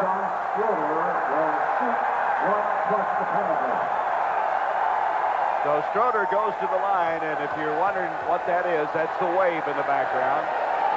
Kind of a festive attitude here in the Milwaukee Arena, which is the last year the Bucks will play here. They're going to be moving next door, adjacent to the Bradley Center. We're in a hole over 18,000, and it's supposed to be an absolutely plush building. Goberov scores. Stroder makes the foul, and Goberov has been a bright light for this USSR team in this third quarter. If there's something positive that he can get out of this game, is the fact that Goberov basically has shown some potential, but also he'll get out the fact that there's a long way for us to go before we can compete with the best in the world. He has 18 points in the game. Winding down this third quarter, 105 to 65, the Bucks. Here is Smith. Marcellonis trying to reach in from behind to come up with a steal. 10 seconds on the shot clock. Intended for Cummings, and Goberov got it. Soft. Marcellonis. Off to Krashayev. Can't get it. Bodies hit the floor. No harm, no foul. Right now they're going to look for a good shot. They're going to, with a big lead, he's trying to just get a little discipline out of his club right now. He's trying to go one-on-one with Reynolds right here. There's a trap. 5 seconds, you see it on the screen. Smith at the buzzer. And the third quarter has come to a close. The Bucks lead at 105 to 65. We'll return with more of the McDonald's Basketball Open after this message and a word from our local station. This ABC Sports exclusive is being brought to you by AT&T, the right choice. By Allstate, for home, auto, and life insurance, you're in good hands with Allstate. And by Converse, new Cons basketball shoes from Converse, the official shoe of the NBA. 12 minutes to go. It's been a long afternoon for the USSR, but Del Harris, who I felt was a little pensive yesterday, a little bit on edge. I think a lot of it was kind of around the Ricky Pierce possibility, but must be feeling a little bit better about this team right now. Del Harris is a fine teacher. He did a good job. Look at that move by Volkov. When he was with Houston, they went to the finals in '81, and then Moses Malone went bye-bye for the cash register and went to Philadelphia, and they went 14 and 68, and he lost his job. Oh, there's a foul. Look out. Ooh, Marcellonis. That could have been very dangerous as he went crashing in, out of control. Very physical as they start this fourth quarter, and the USSR banging the ball hard on that last break down the floor. Watch this.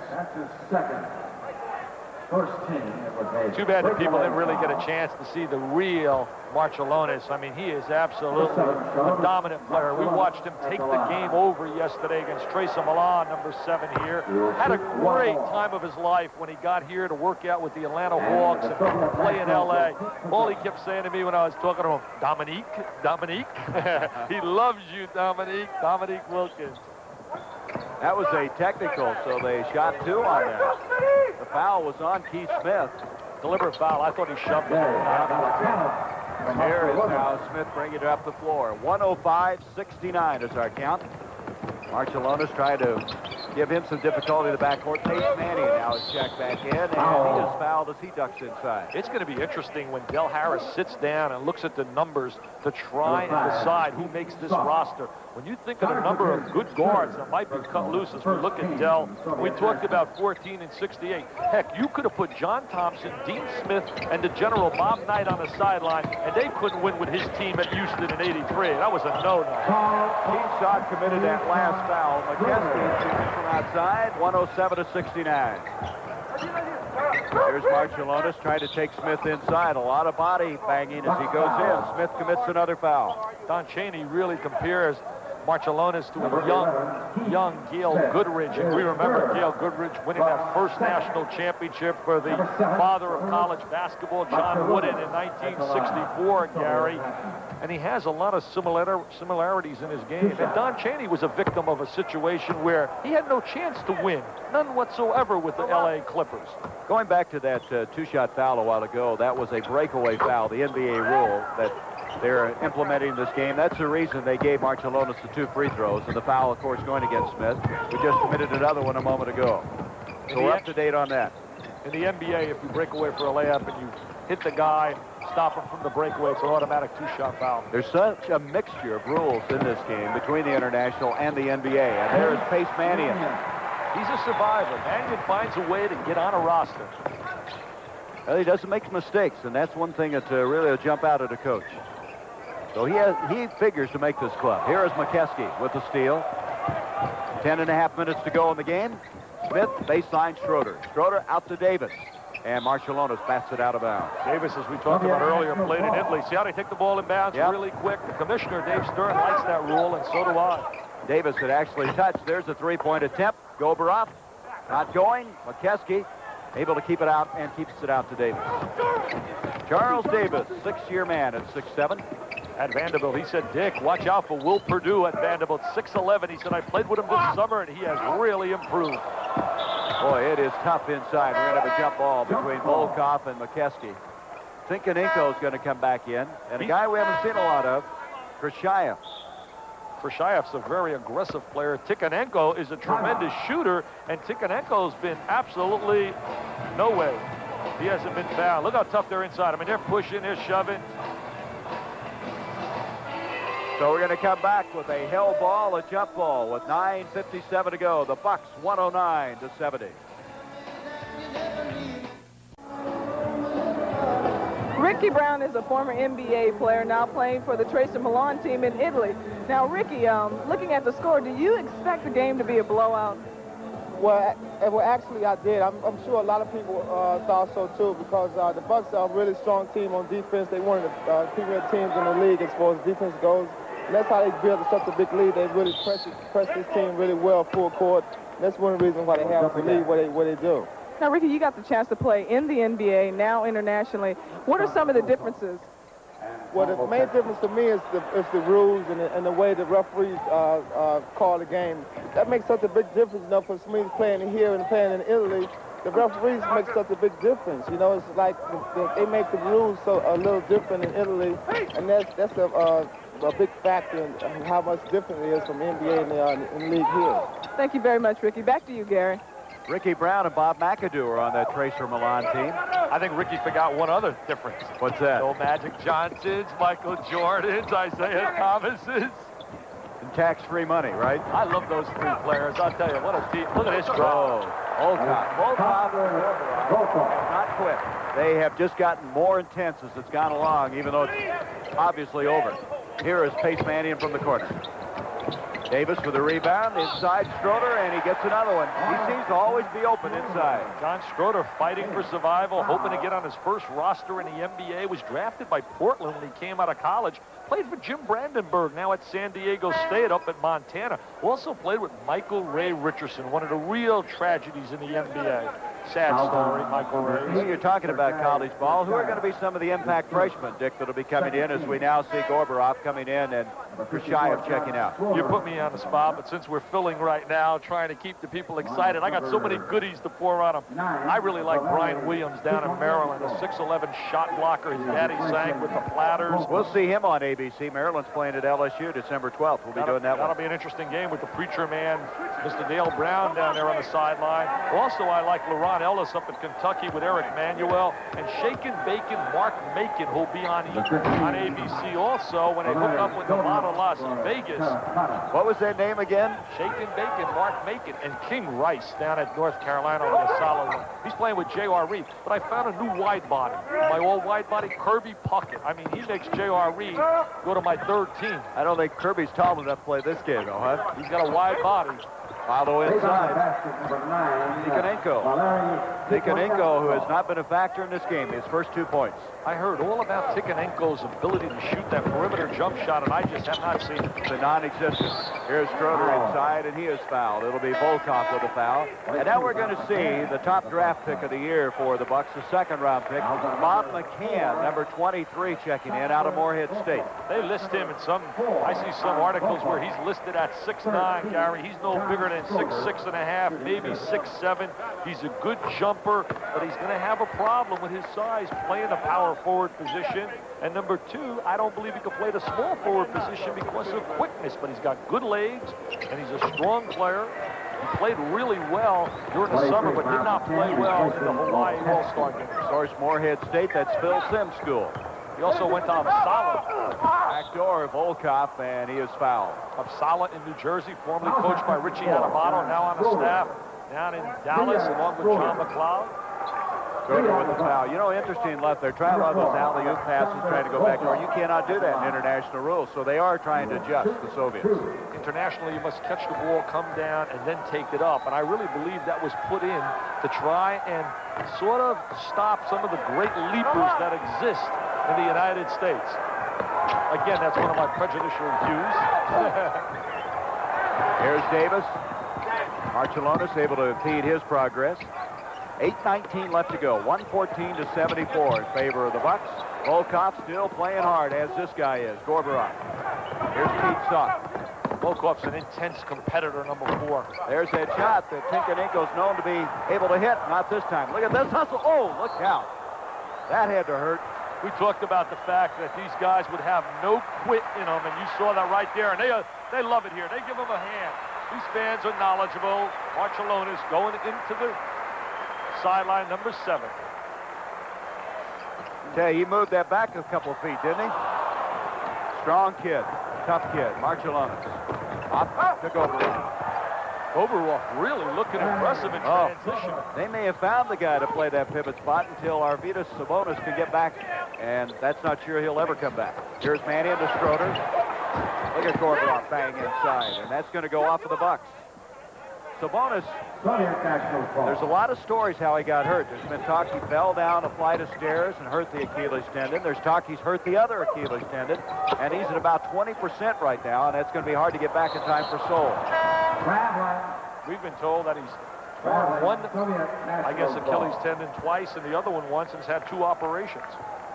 Substitution, Winston Garland, number 5, comes back into the game. The fresh, should say, rookie out of Southwest Missouri State. Also, I don't want people to just know that Mr. Gomelski loves Bobby Knight, who loved Red Auerbach. He couldn't say enough about the father of the NBA in coaching, Arnold Red Auerbach. Inside, trying to come up with it was Davis. It's going to be his ball. The Bucks will bring it in. 7:14 left to go. Well, the first meeting ever between the NBA and the Soviet national team, and obviously it's been a long day for the Soviets. They'll try to go to school, I'm sure, on this game, but the Bucks have really come in here and demolished the Soviet team. They took this game with a tremendous amount of pride. You and I saw that at practice. They were very intense at practice. There's the drive by Garland. He draws the contact, number 5, Southwest Missouri State. They were a Cinderella story. Played really excellent basketball all year long, and they beat out Cleveland State. Kevin Mackey's team, a lot of people think this year might be a surprise basketball game. Kashayev was checked in, number 8. He's from Leningrad, 26 years of age. He toured the States last fall, so a lot of these guys have been here 5, 6 times coming to the States. They were 8-6 on that tour they took last year. They won some big games and then lost some along the way, but very competitive basketball, and they'll play very competitive against the top American colleges along their tour that starts with Illinois State. Tikanenko at the Homicus. Still good ball movement, 3-point attempt. Boy, it's just not there today. Here is Garland. Out to Schroeder. It's just looks like it'll be a 3-point attempt. Went inside to Davis, kicked out, it'll be the Bucks ball. The NBA is experimenting with the line that's being utilized here in the CBA, 22 feet. Thinking about moving it up slightly from their current 23-9, which is really a downtown bomber. Even you would have a tough time shooting that. The Bucks 116, the Soviets 76. Never been in doubt since early in this game. Milwaukee playing extremely well. The Soviets finding out how tough it is. The life of the NBA. Look at the field goals. Well, they found out defensively, Gary, that really they locked up that three-point shot early. They shut down the three-point play, which was devastating to the Italy team yesterday. It was, as you said earlier, non-existent, and that's been a major story right out of the gate. Well, one thing we should mention, we were saying this at the top of the broadcast, the first place money is $50,000, and the Bucks are going to donate their share of the prize money to two charities, the Midwest Athletes Against Childhood Cancer and the Ronald McDonald Children's Charities. And what two outstanding charities here in the Milwaukee area. And John McLaughlin, the former Milwaukee Bucks standout, is the chairman of the Midwest Athletes Against Childhood Cancer. John McLaughlin, also along with former, I guess, Bucks play-by-play guy Eddie Doucette, started that years ago. And as you stated, I think it's very obvious, just a great, great charity, both of them. So $50,000 goes to the winner, $30,000 to the runner-up, and Milan, who finished third, got $20,000. J.J. Weber, a former Wisconsin standout, getting ready to come into the game. That's what that cheer is for. Holman just hits the shot outside. Holman just shoots the three-point shot, the home run. Here's McCann, the rookie, trying to make this roster, the 12-man roster. Doesn't get that one to go. Good second effort. Doesn't get it again. And Tikhonenko will get it. Now it becomes a Volkov. I think they cleared out. They saw him headed down the middle on that one. He just constantly wants to take the ball to the goal. Always going to the basket. Number 4, Alexander Volkov. Discretionary move that time by Winston Garland. 117-81. Pace Mannion with the basket. He ran a great backdoor cut, little interior pass. He really sees the floor well, doesn't he? Excellent two-man basketball. Holman just kicks it off to Tikhonenko. Schroeder in his face. Tikhonenko can't get it. And it'll be saved by Holmachuk. They're still hustling, aren't they? They're very tenacious. Very tenacious. Krashayev. Rebound, McCann. Pace Mannion will set up a three-pointer. By the way, if they foul you on a three-pointer, you get 3 shots. Yeah, in this game here you do. Certainly not in the NBA. Well, they're getting ready for J.J. Weber. He's sitting on the far side. He was the leading scorer and rebounder for Steve Yoder's team at Wisconsin last year. I had the pleasure of calling a game against Indiana when it went into triple overtime, and he played brilliantly along with Mike Heineman in an outstanding college basketball game won by the Hoosiers. Well, he grew up in this area. He went to Kettle Moraine. There's Holmachuk hitting now. He's hit 2 in a row out there. Well, he looks on the sideline and he sees Paul Pressey sitting on the sideline and Reynolds and that whole gang. And now you can't allow them to shoot that open shot. Well, Del Harris didn't like that, and he called a timeout. 4:45 as you see J.J. Weber, 6'7", a rookie, trying to make this Milwaukee Bucks club. 119-84, it's the Bucks all the way. You wonder, Dick, how Alexander Gomelski got started coaching basketball. What influenced him over there to be that interested in the game? Well, I'll tell you one thing. He made a great study of the game. He studied our great coaches here as you look at him sitting on that sideline. And a lot of people didn't think he would survive in coaching after 1980 when they lost in the Olympics at home. They finished in 3rd place, and the games were in Moscow. And a lot of people didn't think he would come back, but he's made a comeback, and he's back running their teams again. Substitutions now coming into the ball game. Dudley Bradley for the first time. There's Bradley. Also Jerome Batiste, number 31's in. Batiste played over at McNeese State University where they got a kid. Remember this name, Anthony Pollard, 6'9", and he can play.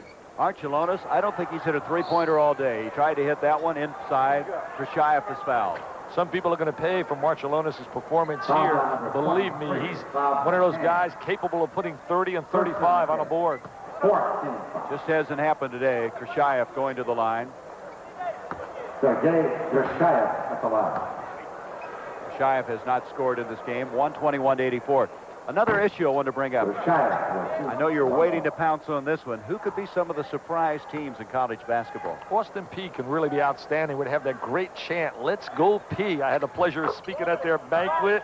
They really are unbelievable. That. And Kansas would have a great chant, "Rock, Chalk, Jayhawk." Well, that's a legitimate one. No, they're not a surprise. They're going to be certainly in the top 5 in everybody's poll. Maryland certainly could be a surprise with Bob Wade, with Rudy Archer, and Brian Williams. There's a layup by Homachus. You put me on the spot while the action's going on. Go ahead, you're doing it all. Well, you got to talk. Watch George Rambling and the University of Southern Cal. They're certainly not going to be in the top 20, but they're going to cause some problems. He's got some really new quality players, and George knows how to recruit and put a program together. Xavier, Petey Gillen's team with Byron Larkin could certainly be an outstanding basketball team. I want to remind everybody, ABC's World News Sunday will be coming up immediately in some parts of the country. Some of you will see it following your local news. 3:26 left to go in the game. 121 to 87. The score has really been of no consequence since early as they're winding it down here. A reminder, of course, Game 7 from the World Series. They'll have the Homer Hankies out in the Metrodome as the Twins and Cardinals have decided. Starting at 8 o'clock Eastern. A lot of activity then coming on Monday night because we'll have 2 games coming your way. We'll have Cleveland and Los Angeles to most of the country, and then Minnesota and Denver to the St. Paul and Minneapolis area and Denver areas. They had to move their game because of Game 7 to a Monday night. I'll tell you, you deserve some award as they get a little layup inside. Homachus scores, going out from here into the losers' locker room tonight, and then tomorrow calling the NFL action. Football, basketball, and baseball. You're a 3-sport star. I tell you, Dick, I got to keep up with you. There's a foul on Volkov inside. I'm one-dimensional. I have a tough enough time with basketball, so people tell me. Well, you're an author now. You're a guest speaker. You're an entertainer. You're a broadcaster. So you're more than one-dimensional. I know you spoke at McNeese State because you told me about that. I had a great time down there also. Here's J.J. Weber, and of course the fans here wanting him to score. They're in such a tough conference, the toughest basketball conference. When you talk the Big Ten, the Big East, the ACC, the SEC, and now the Big 8, those certainly are the 5. But the Big Ten could have 5 teams possibly in the top 12 in America with Michigan, Indiana, Purdue, Iowa, and Illinois. Rejected nicely in that side. Out it comes to Jerome Batiste. Less than 3 minutes to go in the game. There's a diagonal pass. Good look over the top of the defense. A layup. Excellent diagonal pass for the layup. Bob McCann. Their first pick of the second round, a steal by Dudley Bradley. Tip by Garland, not going to drop. And we're going to have a